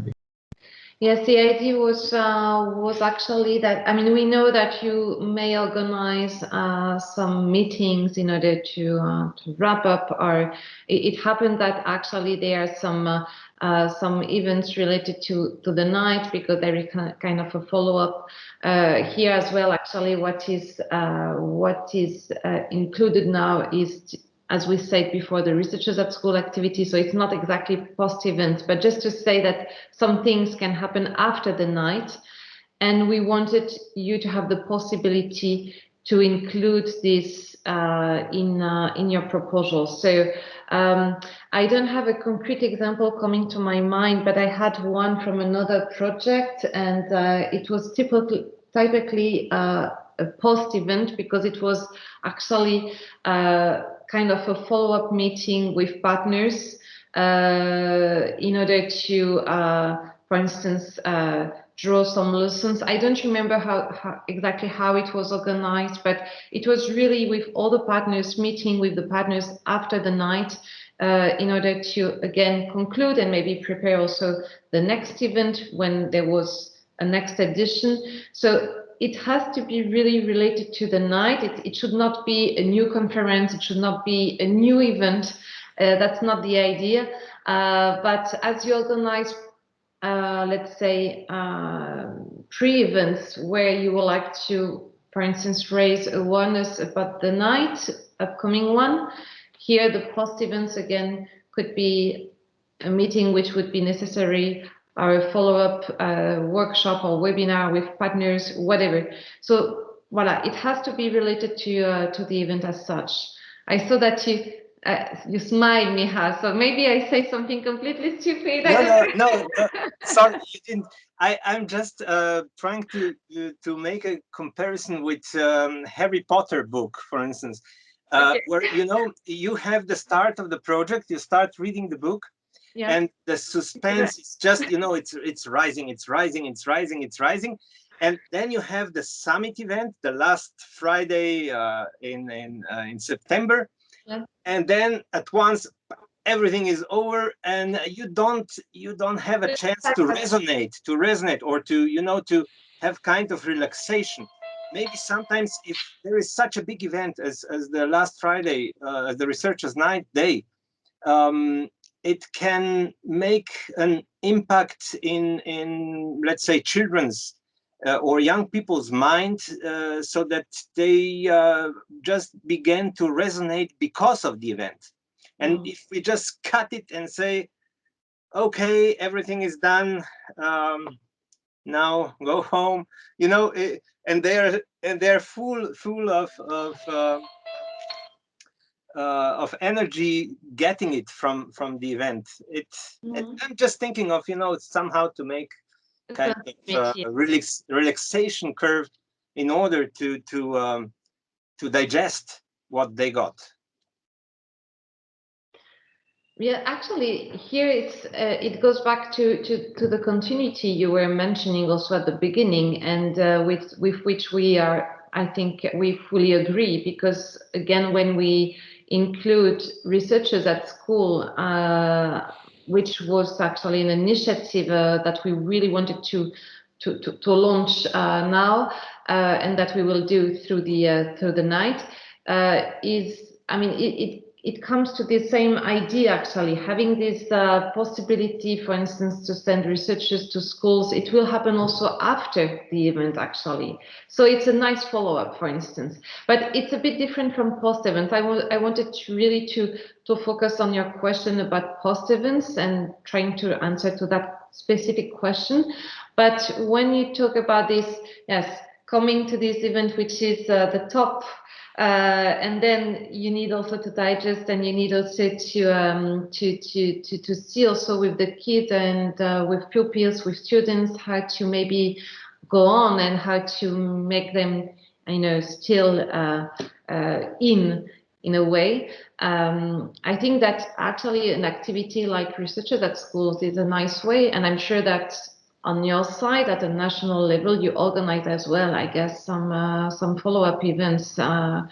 Here, the post events are again a bit different. It should not be, I don't know, if you organize a huge a second night after September, it won't be first possible in terms of financing, I guess. Maybe just morning. Just morning. It has to, again, it has to be related to the night. So post events related to the night, this is important. It could be, of course, a follow up with a teacher, with a researcher, with an experiment with which has been showcased, and you would like to organize a meeting specifically dedicated around a specific topic. I don't know, these kind of things, but related really to the night. It's not a duplication of the night. That's the point. As prior events are not a duplication of the night neither. That's the same logic. And again, there's for continuity and this idea not to keep the moment.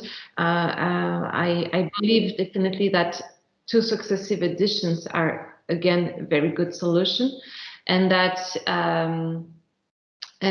again, researchers at schools is a nice activity we would like really to promote. You do it already, as you said, but for some of the projects it's not the case yet, or maybe less intensive. So, voila. But I take good note of your comment and remark, which is always very interesting for us also to hear about the projects implemented. Thank you. Okay, thank you. Thank you, Micha. Any other would like to pose a question or comments or something? I don't see any hands. Yeah, Brigitta, please. Maybe a question, what will be the first months of the project? January or February? And that's a good question. I think that yes, there could be a feasible starting date, because I think that the evaluation will happen at the end of the year, like in November. Then we have to do some internal business with the approvals, and so I think that we will open probably the grant agreement preparation in January. So that means that already you can have like a let's say like a retroactive starting date. So you could aim to start 1st of January or 1st of February, so earlier than now. But and I think this is good, because you know, as a manager, that it was a huge challenge to organize the event the first year. So we hope that now you will have an easier life.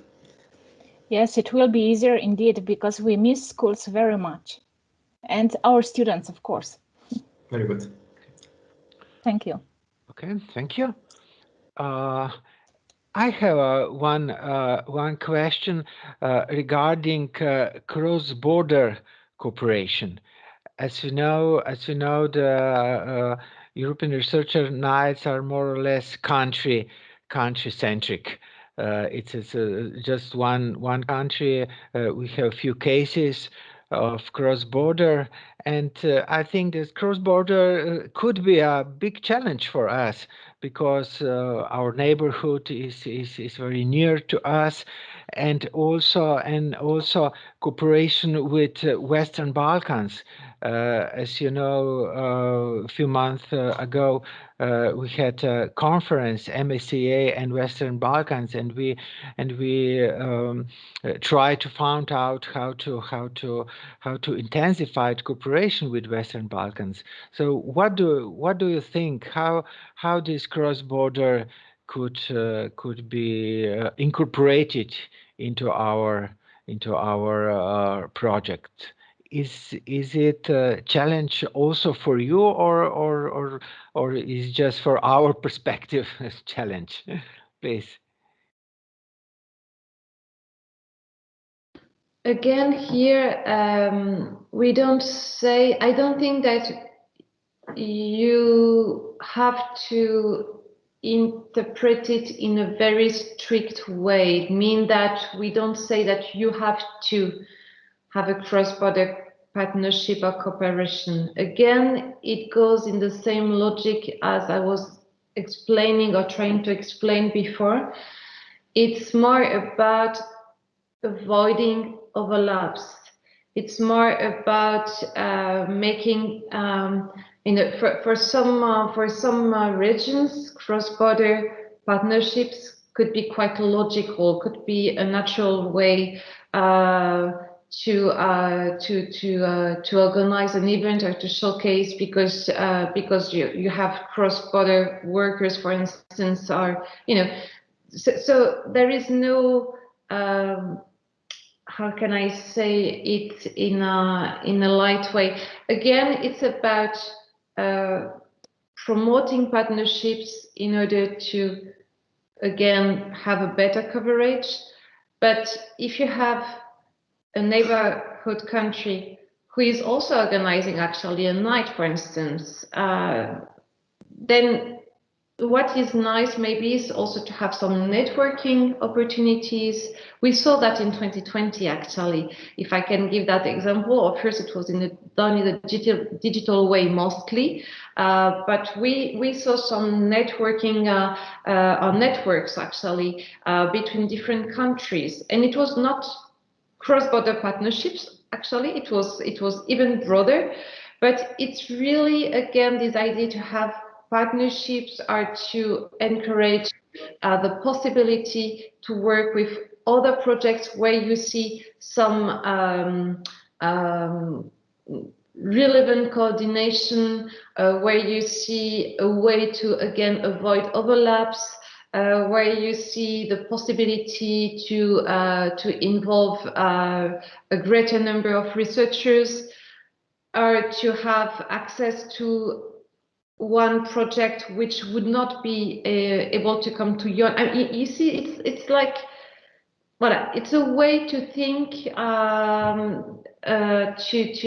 order to have a broader impact and to again avoid overlaps. That's really our main concern at the beginning. From the beginning, it's to avoid overlaps and to ensure a great geographical coverage. So it's not like you have to envisage cross-border partnerships, but when they are relevant, whenever they are relevant, why not? That's one possibility. The same for regional partnerships, national partnerships. Actually, when we say regional partnership, it could be cross-border partnerships, but same logic as having partnerships at the national level in order to strengthen the impact your event can have. I don't know if I'm clear. Maybe Oscar will to complement. Yes. Well, thank you, Julie. No, I think this is a policy question mainly, and in fact I don't have an opinion on this. It's just up to the policy DG. So, but in fact I see that of course it's always a richness, but of course it might prove difficult because. As you are already on the top range of the project, if it is cooperation and it comes for free, then it would be good for you. But if this would involve more cost, then it would be difficult on the case that you're already Yeah, but of course, I think that the best message is that you have to, whatever decision you take, you have to justify it in the application so that the experts will understand how you make your decisions and that they are wise decisions. And then I am sure that you will not have any problems with this. Okay, thank you very much. Yeah, of course, you're clear. So it is possibility. So we have to find some additional added value for that, and if we find it is perfect. Yeah, thank you. Any other questions? So I would like to ask you, Micha. Yeah, please. Sorry to be such a nerd. No, it's I just want to support your words, Julie, that you just mentioned. We contacted another institution, science promotion institution that is organizing science festivals in Perugia. And they were also applying for the Researchers' Night, and they got it as well. So, in fact, we interchanged some ideas about the awareness campaign, and in fact, we will try to exchange it, in fact, so that we will run some of them, their campaign, and they will do something with us. We also we used the same approach with another institution from Turkey that applied as well, but they were not successful. But anyway, they are one of our third partners of the project. So it is feasible, but it's a challenge. Surely it's a challenge. If I may add, it is a challenge because you cannot promise it in the project. You never know how it turns out in selection process for your wannabe partners in other country. So this is why we kind of avoid it to mention in the application. However, always, whenever it is possible or whenever we meet such initiative or coordinators, we do cooperate. But we avoid to mention it in the application or to promise anything because it is really not something that you can be sure that you will be able to deliver. Sure. No, but that's exactly the point, actually. I think that under Horizon 2020, we were already encouraging partnerships. It's not new. Yes. What we wanted to stipulate or to precise is actually that indeed, according to each situation, according to each country, beneficiaries, project, then of course you can have, again, a partnership at a regional level, or at the national one, or at a local one, or at a cross-border one. So it was more to give some, let's say, broader precision of what could be possible or what could be envisaged. And again, with this aim to get this great coverage, because as I said at the beginning, and I would like also to come back to this, maybe inclusiveness is really key. So having, events organized in different places, targeting different populations, it's also about inclusiveness. And again, avoid overlaps when you have 2 nights taking place exactly in the same city.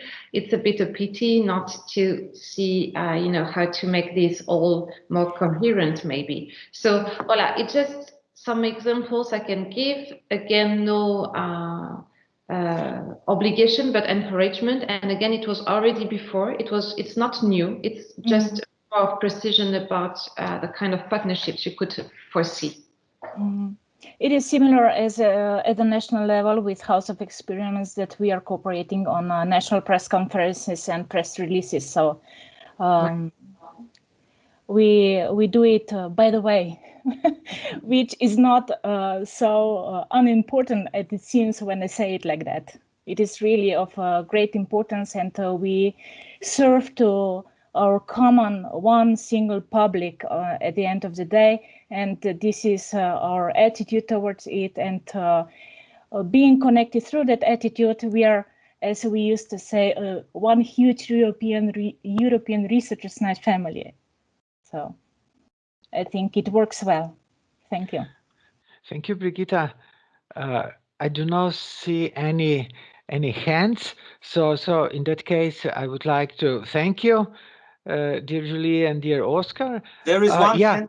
Yes, it is some hands. Please, Damiana Golob, please, the words.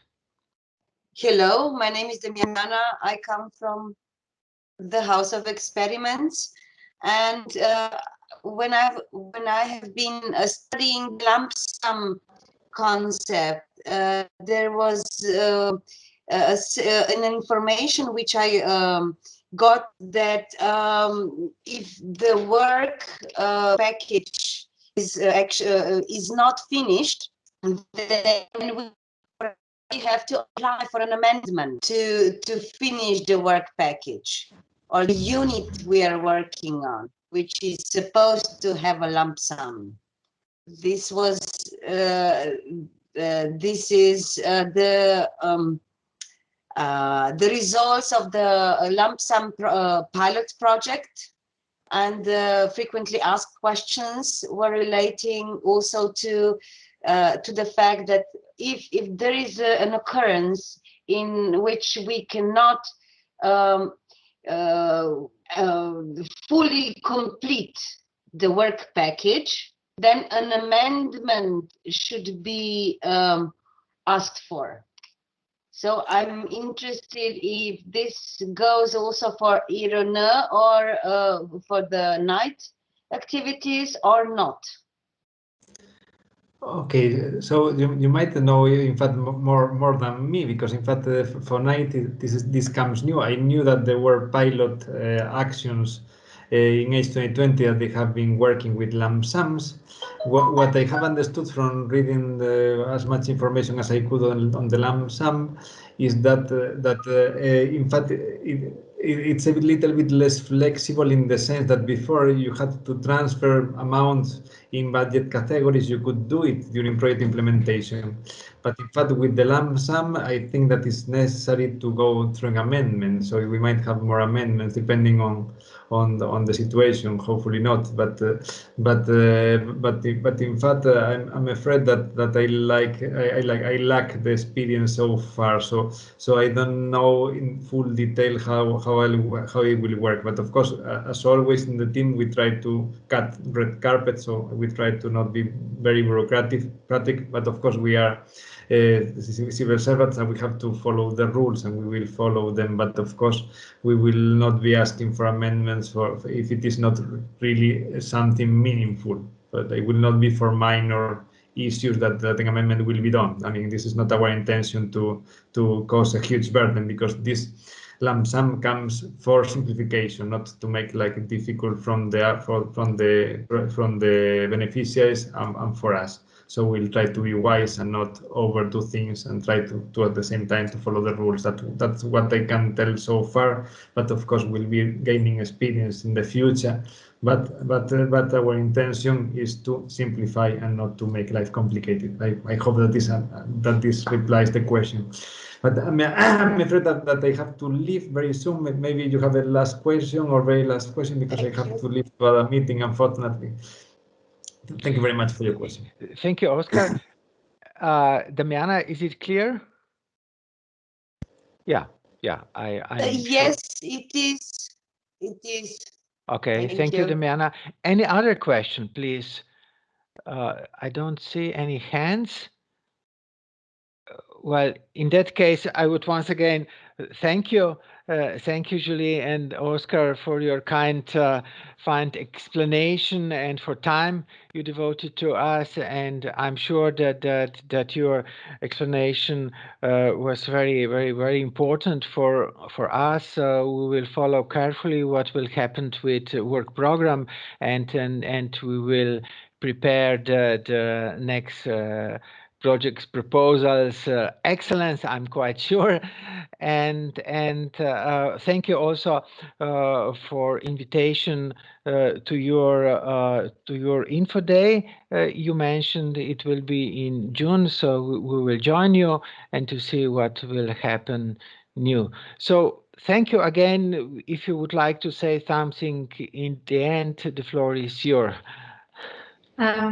First of all, I would like to thank you very much for this opportunity to exchange with you. I think we had also on our side a nice moment. I hope it was interesting for the audience. As we said at the beginning, it's difficult for us to answer all the questions at this stage because we need also to be a bit cautious and to wait first for the final adoption of the work program, and also to go further with the publication of the guide for applicants as soon as the call is published. As we said, and as you just rightly reminded, we will have an info day which should take place right after the call is published, because it's still foreseen for the 17th of June.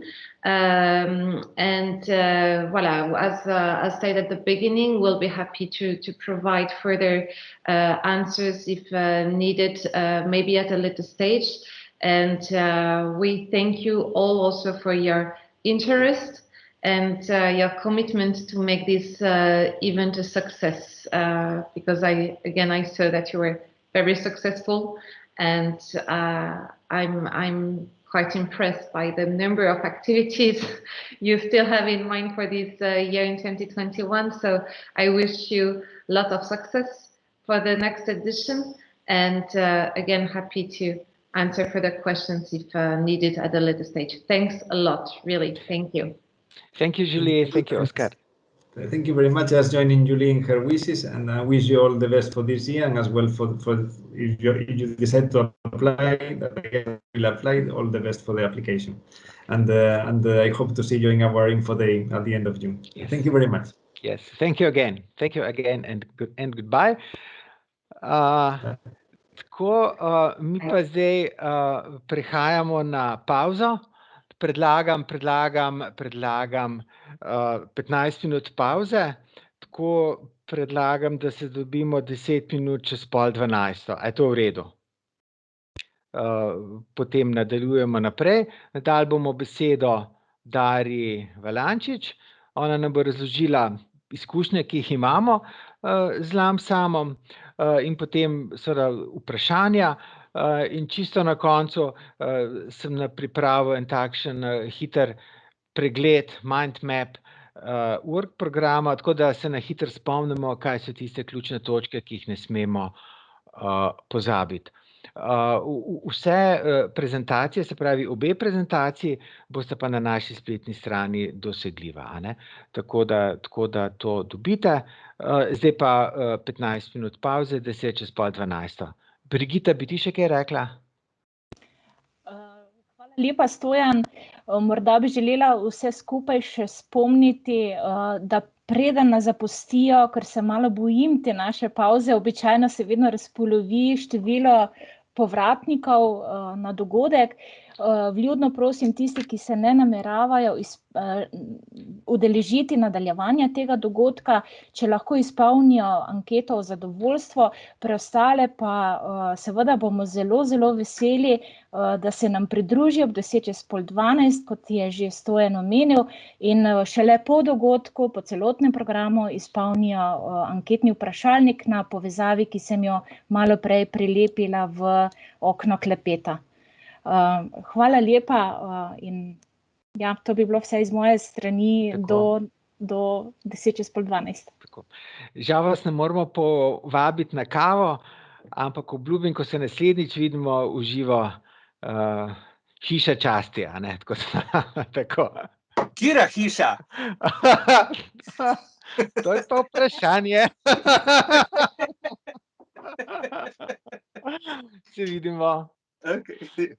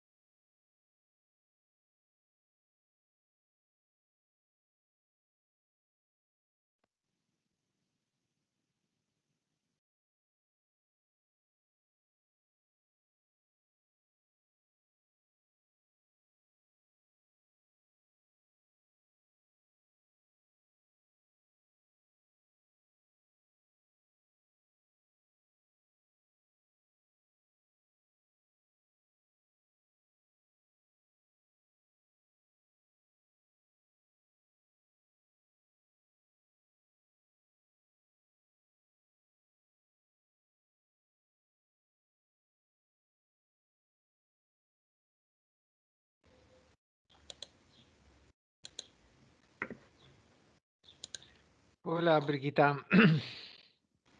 Živjo. Darja, živja. Kako sta? Ste si že privoščila kavo? Dve. Super. Ti tudi? Ja, tule se mi še hladi malo. Ja, kratka pauza. Ja. Brigita, boš ti začela zdaj, a ne? Ok, po moji uri še 3 minute. Še 3 minute, tako. Pri vama tudi? Ali je moje? Ok. Ja. Si še grem po kozarček vode. Še vi ste v časovnem pasu z Mariborom, ne? Ma ne nosim več ročne ure, odkar so mobilni telefoni. V avtomobilu je ura, na mobilni telefonu je ura, povsod je ura in včasih ugotavljam, da nobena ura več ne kaže točno. In potem raje preverim, če smo še na istih minutah, da ne bi... Ja. Da ne bi morda kdo pričakoval, da že pričenjamo, jaz pa sem še nekje No, paralelnem dogajanju. Če greš po vodo, še 2 minuti imaš. Ja, se je čisto blizu. Darja, kako si kaj, v redu? V redu. Gre, pa ti tudi v redu.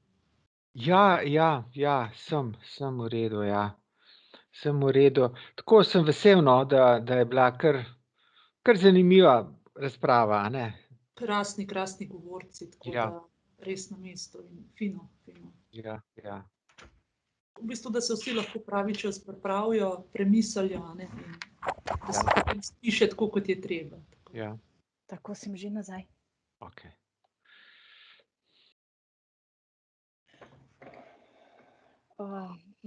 Je pa bilo kar pomirjujoče slišati spremembe sama, moram reči. Ja, če ravno, ko pa poslušaš te, ki delajo audit, ne, bodo pa vedno rekli, Darja me boš popravila, bodo pa vedno rekli, morate imeti nek dokaz, papir, ne. Ja. Za vsako stvar, ne. Tako da... Se strinjam.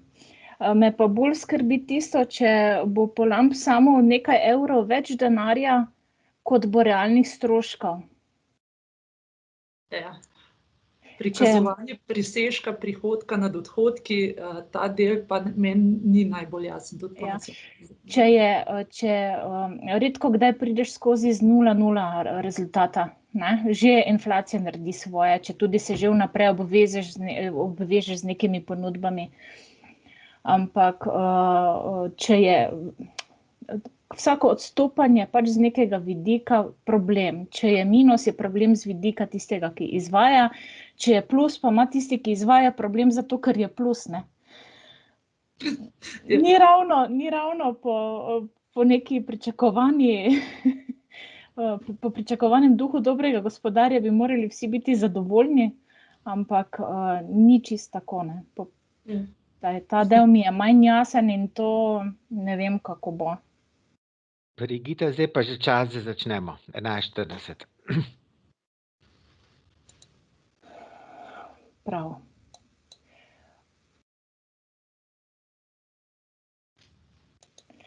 Tako, pozdravljeni nazaj in dobrodošli na drugem delu našega srečanja. Med nami pozdravljam magistra Darjo Valančič, nacionalno kontaktno osebo za finančna vprašanja v Obzorju Evropa, zdaj v novem obdobju, iz Ministrstva za izobraževanje, znanost in šport, ki nam bo predstavila nekaj o novem finančnem režimu v Obzorju Evropa, LAMPSAM, in dosedanje izkušnje na osnovi pilotnih projektov Obzorja 2020. Izvolite, gospa magistra Valančič. Hvala lepa za besedo. Uvodoma hvala lepa za povabilo na ta dogodek. Tudi z moje strani res pohvale uvodnim govorcem, zelo kakovostne in intenzivne oziroma vsebinsko polne predstavitve. Jaz bi zdaj, preden začnemo, sicer nas je manjše število, pa vseeno pozvala, če se lahko majčkeno posvetimo temu, da razmislimo, kaj smo danes že izvedeli, pa kaj že vse znamo. Za ta namen, bom videla, če se da, bi se mi pridružili, samo sekundico, bi uporabili aplikacijo Kahoot. Ne vem, a se bo videlo. Se vidi? Jo vidite na ekranu? Ne, se še ne vidi. Aha, se že Ja, vidi. vidimo. Se vidi. No, tako. Jaz bi vas prosila, če vzamete svoje telefone in vpišete spletno stran www.kahoot.it. Računalnik boste še potrebovali, zato bi bilo fino, če imate ali tablico ali telefon, zato da boste lahko v bistvu sodelovali. Ko boste se vpisali na to stran, se pravi www.kahoot.it, vas bo pozvalo, krasno, da vpišete kodo. Pozdravljena Ema, koda je 2652821. Jaz računam, da se bi nas vsaj polovica lahko pridružila, da bi sodelovala. To se pravi od 20 nekih 10, trenutno imamo samo eno sodelujoča. Bravo, Saša je že z nami, krasno. Zadeva je taka, za tiste, ki poznate, je to samo ponovitev, za tiste, ki vam je novo, na kratko povem. Sledilo bo 10 vprašanj. Vsako vprašanje ima 4 možne odgovore. Pokazali se vam bodo obarvani geometrijski liki pri vsakem odgovoru in vi boste na telefonu izbrali tisti odgovor, ki menite, da je pravilen. Če ga veste, če ne pa kar ugibajte. Tekmujete tudi med seboj in pa tekmujete tudi s časom. Tako da to bo vse naredil računalnik za vas, vi boste pa v bistvu poskušali te odgovore zdaj v bistvu uganiti. 5 sodelujočih je, mogoče evo ga 6. Pravim, jaz sem si zadala cilj polovica prisotnih, tako da upam, da pridemo do 10, bi bilo fino. Vprašanja niso težka. Mislim, da na večino vprašanj boste kar znali odgovoriti, zato ker so vezana tako na obzorje 2020. V Obzorju Evropa tudi ni toliko novosti, da bi zdaj pa bilo to tako zelo drugače. Tako da mislim, da bo šlo. 7 sodelujočih. No, da ne izgubljamo časa, bomo mi kar pričeli, oziroma, se še pridružujejo, krasno. Mogoče za tiste, ki niste slišali, www.kahoot.it je spletna stran, kamor se je treba vpisati in potem vnesti tole kodo, ki je na ekranu. Dobro. 8 sodelujočih, srečno, pa kar začnimo. Ogrevanje pa zato, ker je vedno pred vsako zadevo se potrebno ogreti, da lahko delamo. To se pravi, Obzorje Evropa je kateri okvirni program po vrsti? Je to 6., 7., 8. ali 9. okvirni program EU za raziskave in inovacije? Obzorje Evropa. 6., 7., 8. ali 9. Bravo, večina vas je vedela, to je 9. okvirni program, tako da v bistvu je tudi, še vedno nosi ta komercialni naziv, 7. je bil še zadnji, ki je imel številčno oznako, 8. je bil Obzorje 2020, 9. pa Obzorje Evropa. Prvo mesto Tina, krasno, ostali si lepo sledite. Naslednje vprašanje. Ali so v Obzorju Evropa prejemniki sredstev izključno JRZ in univerze? Ali lahko sredstva torej prejmejo izključno JRZ in univerze? Če ne veste, ugibate, poskušate. Če pa seveda veste, pa toliko bolje. Seveda, to je napačno, prejemniki so lahko tudi recimo DOO, mala in srednja podjetja. Evo ga, malce so se zamenjala mesta, nadaljujemo. Koliko znaša vrednost Obzorja Evropa, celotnega programa? Je to 75 milijard, 80 milijard, 95 milijard ali 100 milijard evrov? Vrednost celotnega programa Obzorja Evropa. Še 2 sekundi. Tako, pravilni odgovor je 95 milijard evrov.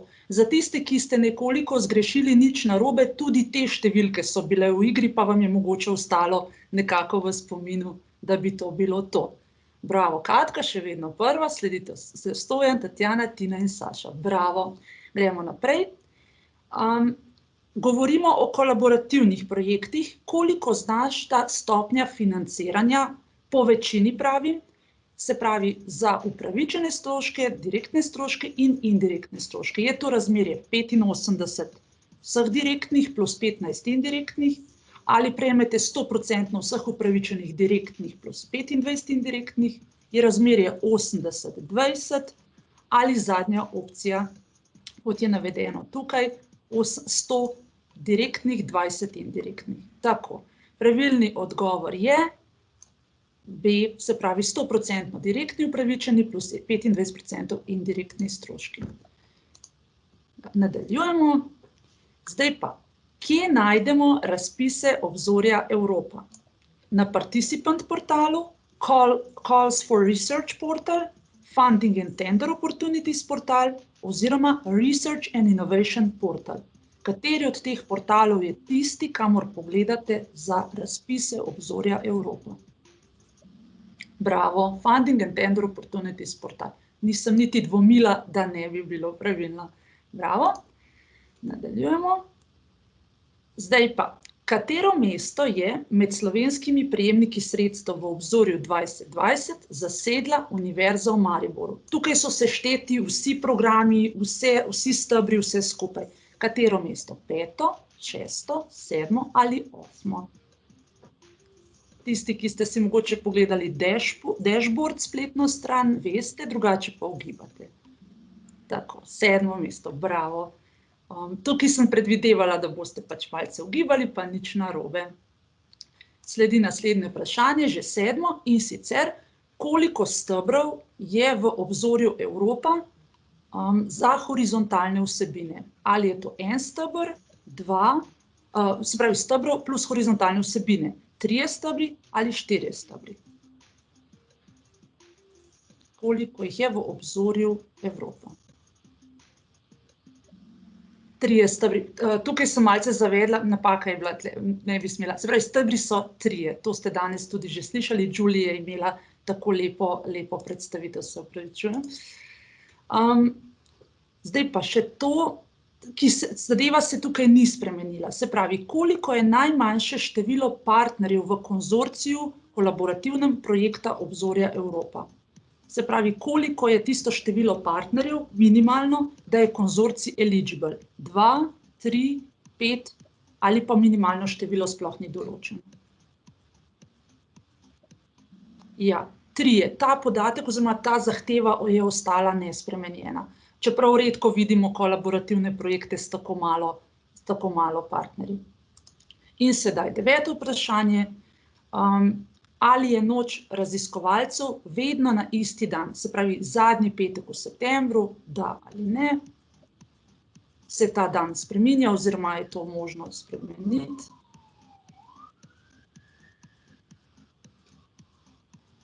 Predvidevam, da to boste vsi vedeli, danes je bilo to večkrat že omenjeno. Tako, drži, vedno je zadnji petek v septembru.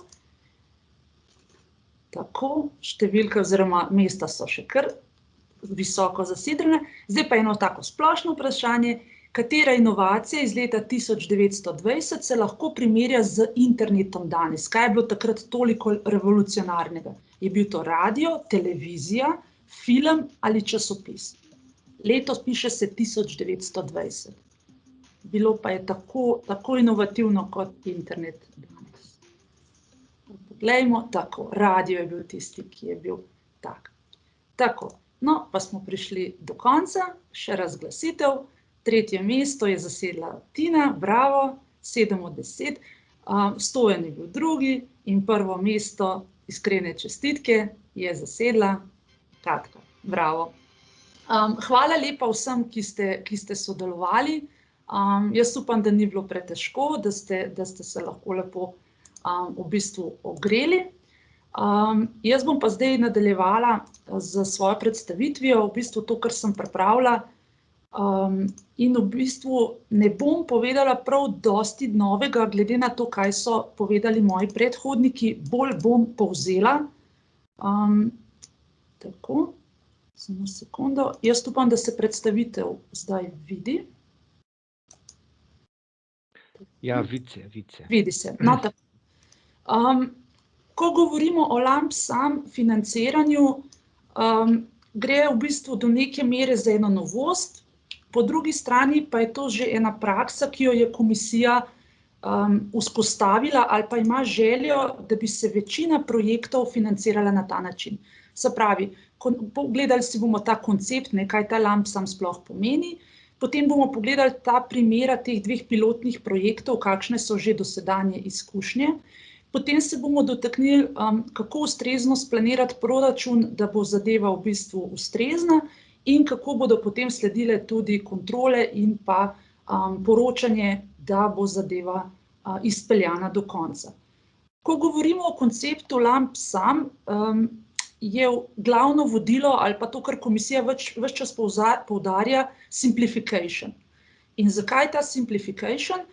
Prvič zato, ker ta lump sum pomeni neko pavšalno financiranje, se pravi, se dobi ena količina denarja za točno določen namen.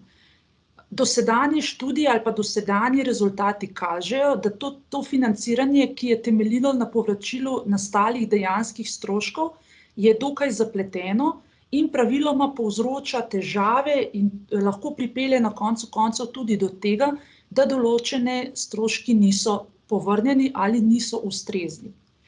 Zdaj, ko govorimo o lump sum, se bo odpravila ali pa odpravlja se obveznost glede poročanja dejanskih stroškov. Tukaj imam poudarjeno dejanskih, zato ker vi še vedno boste morali nekje imeti zabeleženo, zavedeno, sknjiženo kakorkoli stroške, samo način, kako boste pa to sporočili, bo sedaj drugačen. In komisija upa ali pa nas nagovarja, da bo s tem tudi zmanjšano upravno breme za vas, za raziskovalce, da se boste posvetili lažje strokovnemu delu. Uvodoma je že gospa Julie omenila zdaj, zakaj lump sum, zato, ker se bo osredotočilo na uspešnost projekta. Osrednji del ali pa fokus bo namenjen projektu samemu in se bo preusmerilo iz tega finančnega poslovodenja bolj na znanstveno-tehnično vsebino projekta. Pomembno bo, kaj je bilo narejeno, kot to, a imamo vse račune, pa vse pripeto, pa vse posredovano. Seveda za svoje lastne potrebe bo treba imeti, da bi zadeve bile kar tako, to ne, a vendar za potrebe vodenja in izvajanja projekta bi naj bila to poenostavitev. In na ta način bomo preko lump suma, ne bo več teh dejanskih stroškov in na koncu ne bo teh finančnih revizij iz Bruslja, seveda pa ostanejo revizije na nivoju nacionalnih revizijskih hiš oziroma inštitucij, tisti, ki seveda boste to morali imeti, oziroma na nivoju internih hišnih pravil. Tako da to ostane, ne bo pa strani komisije več revizijskih obiskov.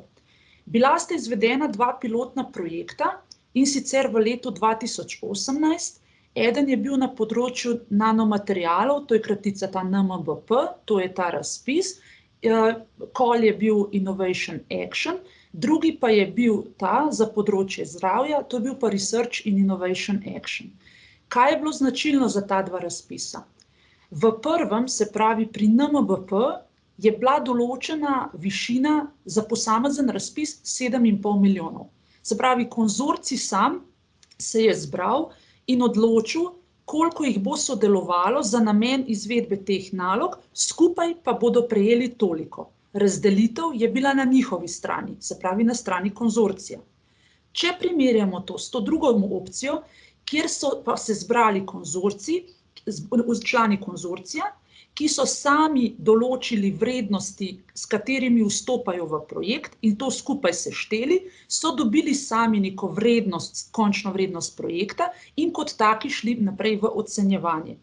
V nobenem od teh dveh primerov, se pravi po financiranju lump sum, vrednost ni bila faktor, da rečemo, kot dostikrat rečejo, kdo je cenejši. Ne, ni šlo za to. Šlo je za to, da tisto, kar je bilo obljubljeno, je bilo treba utemeljiti v projektnem predlogu, da bo tudi izvedeno in da s tem sredstvi, ki so na razpolago, je to seveda tudi možno.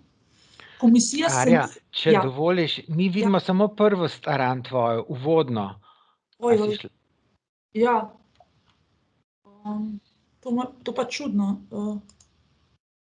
Zdaj se premika, ja. Ja, se vidi. Ja, zdaj se vidi primer pilotnega, Ja, tako, ampak čisto namečkan, zelo namehen se vidi. Aha, jaz vidim pa čez celo stran, a zamenjam mogoče. A je zdaj kaj boljše, ni boljše? Zdaj nič ne vidimo. Aha. Še enkrat bom poskusila deliti. Ja, zdaj je kar v redu. A se vidi? Ja, zdaj se vidi, ja. V redu je. Takole pa je boljše? Ja, recimo, da je boljše. Takole? Ja, zdaj pa spet namečkan. No, dobro, bom pustila na ta način, takole pa bom poskusila. Zdaj nič ne vidimo spet. Prosti. Ja, ne, saj prav, se opravičujem res. Ponavadi nimam takih tehničnih težav. Tako, a se zdaj? Zdaj je v redu, zdaj vidimo. Tako, no, takole. Se pravi, v teh primerih, ko je se pravi, komisija imela ta dva razpisa, je na eni strani bil ta fiksen znesek določen, na drugi strani so pa konzorcij sam zbral to vrednost, za katero je menil, da lahko z njo spelje celoten projekt. In zdaj, če se navežem na to, kar je bilo danes dopoldne povedano, da bo ta vrednost, za katero se ocenjuje za noč raziskovalcev nekje med 50 in 150 tisoč evrov, je to ta vrednost od minimuma do maksimuma. Seveda je bilo pa poudarjeno, da je ta višina lahko tudi drugačna, če je project justified, se pravi, da je utemeljen. To se pravi, smo bolj na tej strani, kot je bilo v tem pilotnem projektu na področju zdravja, ko je konzorcij utemeljeval, koliko sredstev potrebuje za točno določeno izvedbo nalog. In v tem primeru potem ko se gre v ocenjevanje, presoja, ali so te vrednosti, ki so navedene, ustrezne in realne, da bodo te naloge tudi izpeljane. Tako da v tem pogledu je lump sum nek premik v tej smeri, da se samo tukaj osredotočimo na to, potem pa enkrat, ko vemo, da je ta vrednost ustrezna, bomo naloge potem na ta način izpeljali. Predpostavke so bile take, da je za vsak delovni paket je v grant agreementu določeno, kako se ta pavšalni znesek razdeli med upravičence, ki v njem sodelujejo. Se pravi, mi že pred začetkom vemo, kdo bo dobil koliko in kdo bo kaj počel. Konzorcij kot celota je odgovoren za izvedbo aktivnosti. Ta alineja je pomembna v luči tega, kar je bilo tudi vprašanje, kaj če v primeru nekdo ne bi izvedel ali pa en določen work package ne bi bil narejen, konzorcij kot celota mora poskrbeti. In potem v primeru, če kaj ne bo izvedeno, je potrebno narediti ali amandma ali kakšno korekcijo, zato da se naloge izpeljejo. Ker če naloge ne bodo izpeljane, ne bo projekt financiran. In pri teh projektih pilotnih ni bilo nikakršnega poročanja o dejanskih stroških in tudi zaenkrat ne finančnih revizij. Tako da v tem pogledu recimo, da je to neka poenostavitev za upravičence. Glede lump suma je tudi zelo pomembno, kdo počne kaj, seveda tudi v današnjih projektih, če ste prijavljali kolaborativni projekt, je bilo to zelo pomembno, vendar pri lump sumu še toliko bolj, zato ker je vezano na posamezne work package, to pridem še v nadaljevanju, in sami dejansko nastali stroški niso toliko pomembni. Je pa pomembno, kdo nalogo opravi, kdo dela, in če ste si vi vključili recimo nekega podizvajalca, zunanjega mednarodnega partnerja in vam ta več ne želi sodelovati z vami, ali pa če imate nek DOO, ki je propadel ali kakorkoli, morate še vedno kot konzorcij zadevo izpeljati do konca. Tako da je tle zelo pomembno, da se že na začetku dobro dogovorimo, kdo bo počel kaj, da potem ne bi prišlo do neljubih presenečenj. V prilogi 1 so bile seveda podrobno opredeljene naloge, pri vsaki osebi je bilo pripisano, kdo bo počel kaj. To seveda ni nobena novost, samo poudarjam, da tudi pri tem načinu financiranja ne gre kar za pavšal, pa da se to razdeli, od zadaj je neka logika oziroma ta razdelitev je dokaj jasna. Zdaj, če gremo od tega, da smo se nekako dogovorili, kdo bi počel kaj, pridemo do situacije, ko rečemo, treba je splanirati proračun. Sposodila sem si tabelo, ki jo je predstavil gospod Oskar in pa to, kar je povedala gospa Julie. Tabelica ni nova, tabelice poznate, se pravi, to strukturo imamo še iz Obzorja 2020. Vi veste, da za posamezne kategorije splanirate direktne stroške, na to prejmete 25% indirektnih stroškov in tukaj se bo pokazala celotna vrednost. Še enkrat poudarjam, po projektu je predvideno med 50 in 150 tisoč evrov, hkrati pa, če znate utemeljiti in veste, da je to lahko v narekovajih dražje, boste kot taki šli lahko tudi ocenjevanje oziroma lahko prejmete tudi več, vendar mora biti to ustrezno utemeljeno. V tem delu govorimo o dejanskih stroških. Tukaj vi veste, koliko vas stanejo zaposleni. Tukaj veste, koliko stane nakup blaga in storitev, ne vem, drobni material, plakati, oglaševanje. Zdaj pridemo pa v drug format, ista zgodba na drug način. Tukaj se pa sprašujemo, kateri od prejemnikov sredstev, od upravičencev, od sodelujočih bo opravil katerega od work packageov. Se pravi, to isto tabelo, ki smo jo prej imeli po stroškovnih kategorijah, jo bomo zdaj malce predrugačili, zato ker je v bistvu enota mere, je ta zaključeni work package oziroma delovni program oziroma projekt. Ja. Skratka, delovni paket. Vprašanje na mestu pa je, koliko pa imeti delovnih paketov, ker plačilo je po zaključenem delovnem paketu, se pravi po work packageu, ko je zaključen. Komisija vedno reče, kolikor je potrebno, vendar ne več, kot je obvladljivo. Zdaj, na ta način so nekaj povedali, pa tudi niso. Tukaj so podali definicijo, kaj pomeni work package, hkrati pa na drugi strani opozarjajo, da posamezna aktivnost ni work package, posamezen task ni work package in tako naprej. Tako da s temi work packagi, če grem še na korak naprej, gospod Oskar je povedal recimo tipično, da je okrog 5 work packageov, recimo za researchers night. Zdaj, ne vem, ali bo to tukaj predpisano, ali je to še v fazi delovnega programa še razprava, ali to izhajam iz tega, kar je bilo v teh dveh pilotnih projektih in so projektni menedžerji poročali, da so rajši dali več work packageov in dogovorili že v štartu, zato, da so potem, ko so bili končani, lahko poročali in prišli do denarja. Kajti, če je work packageov relativno malo, potem lahko pridemo v situacijo, da kdo česa ne opravi in mi potem ne moremo poročati in do sredstev ne pridemo.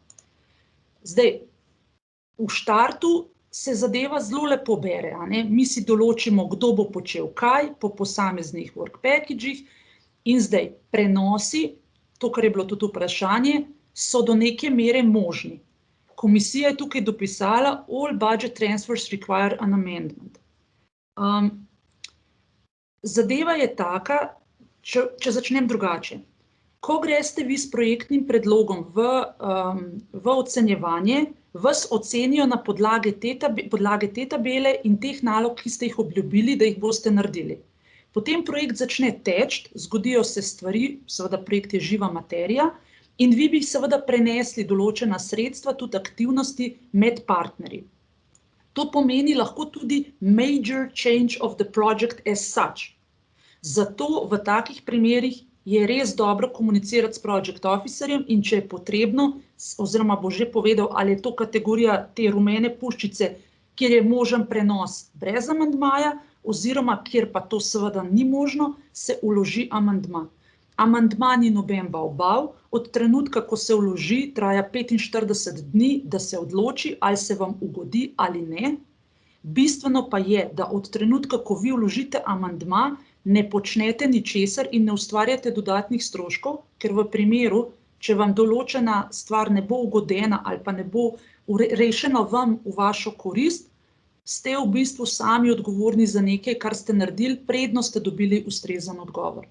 Tako da, če bi bila ta situacija, imejte v mislih, da skomunicirate s project officerjem. Gospod Oskar je lepo povedal, da načeloma niso zato tukaj, da bi omejevali, oni si želijo, da bi v bistvu šli vam nasproti, Je pa ta razmislek, kdo bo počel kaj, mogoče na mestu že v štartu, da se čim bolje, če se le da, to splanira. In zdaj pridemo do financiranja in do poročanja, kako v bistvu do denarja, ne. V grant agreementu je lahko določen en ali več enkratnih zneskov, ki se izplačujejo, ko se izpolnijo določeni pogoji. Se pravi, ne takrat, ko nastane strošek, temveč, ko se zaključi neka dogovorjena aktivnost. Se pravi, izvedena je klinična študija, narejeni so neki preizkusi, neka merilna kampanja, aktivnosti so in pa plačilo, ni odvisno od uspešnega izida, pa delnega in tako naprej, ampak od rezultata. Se pravi, a mi smo izvedli to kampanjo, a mi smo seznanili javnost, da smo mi, ali smo to naredili. Če smo, potem je tukaj kljukica in je zadeva narejena skladno s tem, kar je bilo predvideno v projektnem predlogu. Zdaj, vsak upravičenec, zdaj, če vemo, da so te beneficiarji od A, B, C lepo zloženi, skupaj tvorijo nek work package, vsak prijavlja svoj del in A in B sta bila seveda pridna, sta izvedla vse v celoti, C ali pa D je izvedel zgolj 65% tistega, kar je bilo obljubljeno in delovni, se pravi work package, ni bil zaključen in sredstev ne bo. Zato, ker je enota mere, ne da sta A in B v celoti izvedla, stroški so nastali, vse imajo pokrito, ali je work package 8 completed? No. Tako da v tem delu je nek premik od tega, kot poznamo pri dejanskih stroških, govorimo tukaj o zaključenem delu, o zaključeni celoti. Se pravi, če je to tabela, ki jo damo v štartu, neka wish lista ali pa nek predlog, je čez nekaj časa potem situacija taka, da vidimo, da se je v work packageu 1 izvedlo vse aktivnosti, work package 2 nekaj se je, nekaj še ni, 4, 5 kaj je, se bo šele, kje se nahajamo. In zdaj, v primeru recimo 1 se bo za ta celoten work package lahko poročalo, zadeva je zaključena, in bosta A in B prišla do denarja. Recimo A in C do denarja. B pa je izvedel tako work package 2 kot work package 3, vendar v 4 niso še pristopili in bo dobil samo denar za tole, kar je zaključeno, tukaj je pa odvisen od C, ki pa spet ni izvedel. Tako da je zelo pomembno, da se v bistvu vsi zavedajo, da stvari je potrebno izpeljati do nivoja izvedene aktivnosti, da se potem lahko pride do poročanja in kasneje seveda do plačila. In zadeva potem zgleda tako, da bi v tem primeru za ta work package 1 bi bilo plačilo seveda nakazano oziroma bi bilo izvedeno, work package 2 ne, work package 5.3 kljukica, work package 4 spet ne. Tako da zelo pomemben je ta prehod, mislim, to so zelo poudarjali, mogoče je tudi tisti, ki ste že sodelovali, vam je to zelo jasno. Za tiste, ki smo pa bolj na dejanskih stroških, je bilo pa prej praviloma, če so stroški nastali, če imamo dokazila, če imamo vse pač ustrezno zavedeno, je potem to trenutek poročanja. Tukaj bo trenutek poročanja, da je bil delovni paket, se pravi work package, celoti izveden.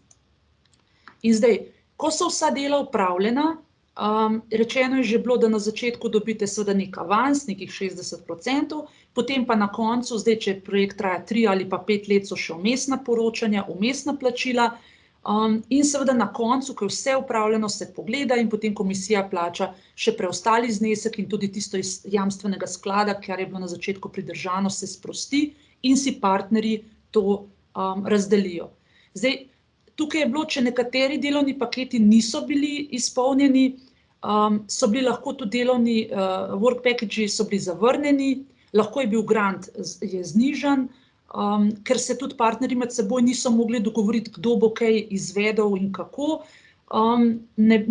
Tale guarantee fund, jamstveni sklad pa tukaj ne intervenira. Se pravi, tisto, kar je na začetku pridržano, se bo na koncu potem še vseeno razdelilo tisti preostanek denarja. Najverjetneje pa se po pravilu grant zniža za tisto, seveda, kar ni bilo narejeno, izvedeno iz kakršnega koli pač razloga, konzorcij to zna potem sam utemeljiti. In zdaj,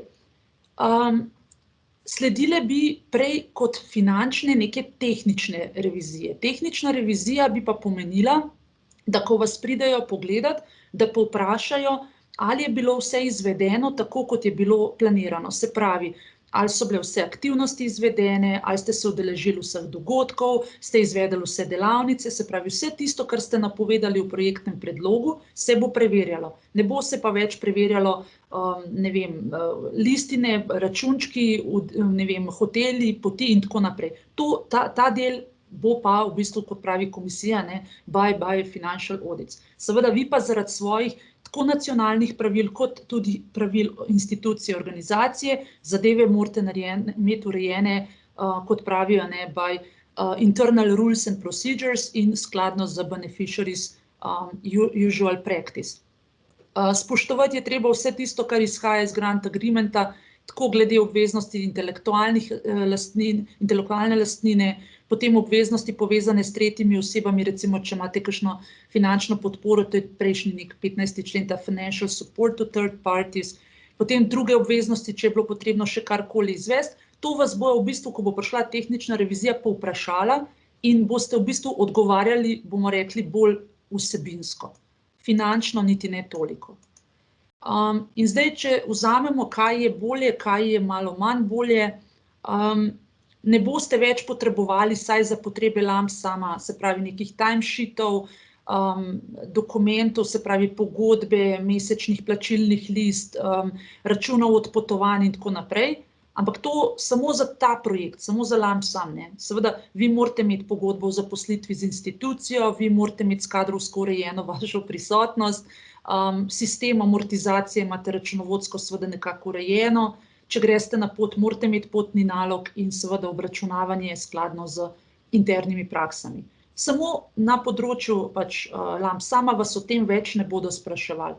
Rabili pa boste tehnične dokumente, publikacije, vse tisto, kar pride na koncu projekta, deliverables, recimo, če izide, ne vem, je šel tudi prototip, kdo je naredil kaj v smislu work package-a in vse tisto, kar ste v bistvu napovedali, da boste naredili, boste znali to dokazati in utemeljiti in zato boste potem financirani. Zato komisija vedno reče, da bo LAMP-sam stvari poenostavil oziroma da bo uporabniku potem vodenje projekta nekako lažje. S tem sem jaz v bistvu prišla do konca svoje predstavitve, tukaj sem dala še nekaj koristnih informacij. Na Funding and Tenders portalu bodo objavljeni seveda vsi delovni programi oziroma vse informacije, o katerih je danes govoril gospod Oskar, pa tudi gospa Đuli. Tako da tam si boste pogledali tiste zadnje, najnovejše informacije. Nacionalna kontaktna oseba za MSC je kolega dr. Stojan Sorčan, tako da se boste tudi na njega lahko v bistvu obračali. Če bi bila kakršnakoli še finančna vprašanja, sem jaz tudi na voljo. Jaz pa v bistvu, kaj sem želela, ne, da odnesete od te predstavitve, je to, da je ta koncept LAMP-sam, kolikorkoli se čuti ali pa sliši čuden, nekako v smeri neke poenostavitve. Čas bo pokazal, da če to res tako je, ampak komisija si želi in tudi v prihodnje bo veliko projektov na ta način. Pilotna projekta sta bila 2 in smo videli, eden je s fiksnim zneskom, eden je bila pa lastna vrednost. Vi izhajate iz vrednosti za MSC, se pravi med 50 in 150 tisoč. Kar se tiče planiranja proračuna, bodite pozorni na ta, kdo naredi kaj, na work package in kdo jih bo in kdaj bodo izvedeni. Ko so izvedeni, se v njih seveda lahko potem poroča. Ko se v njih poroča, po koncu vsega vedno sledijo neke kontrole, neke revizije. Finančnih revizij strani komisije Evropske ne bi bilo več, bodo pa tehnične revizije, ki bodo pogledale ustreznost izvedenega skladno z prijavljenim projektnim predlogom. Tako da v bistvu, kaj želim povedati, da s LAMP-samom nekako gremo v smeri nekih poenostavitev, seveda je to novost, treba se bo stvari mogoče malce drugače lotiti, če bodo kakšna vprašanja, smo vam na voljo. Absolutno pa ja, ne se ustrašiti oziroma kar v bistvu pristopiti k delu, pa v bistvu tisti, ki imate idejo, naj vas to ne ustavi, ker toliko hudo najbrž ne more tudi biti. Tako da s tem jaz zaključujem v bistvu svojo predstavitev, če so še kakšno vprašanje, komentarji, pa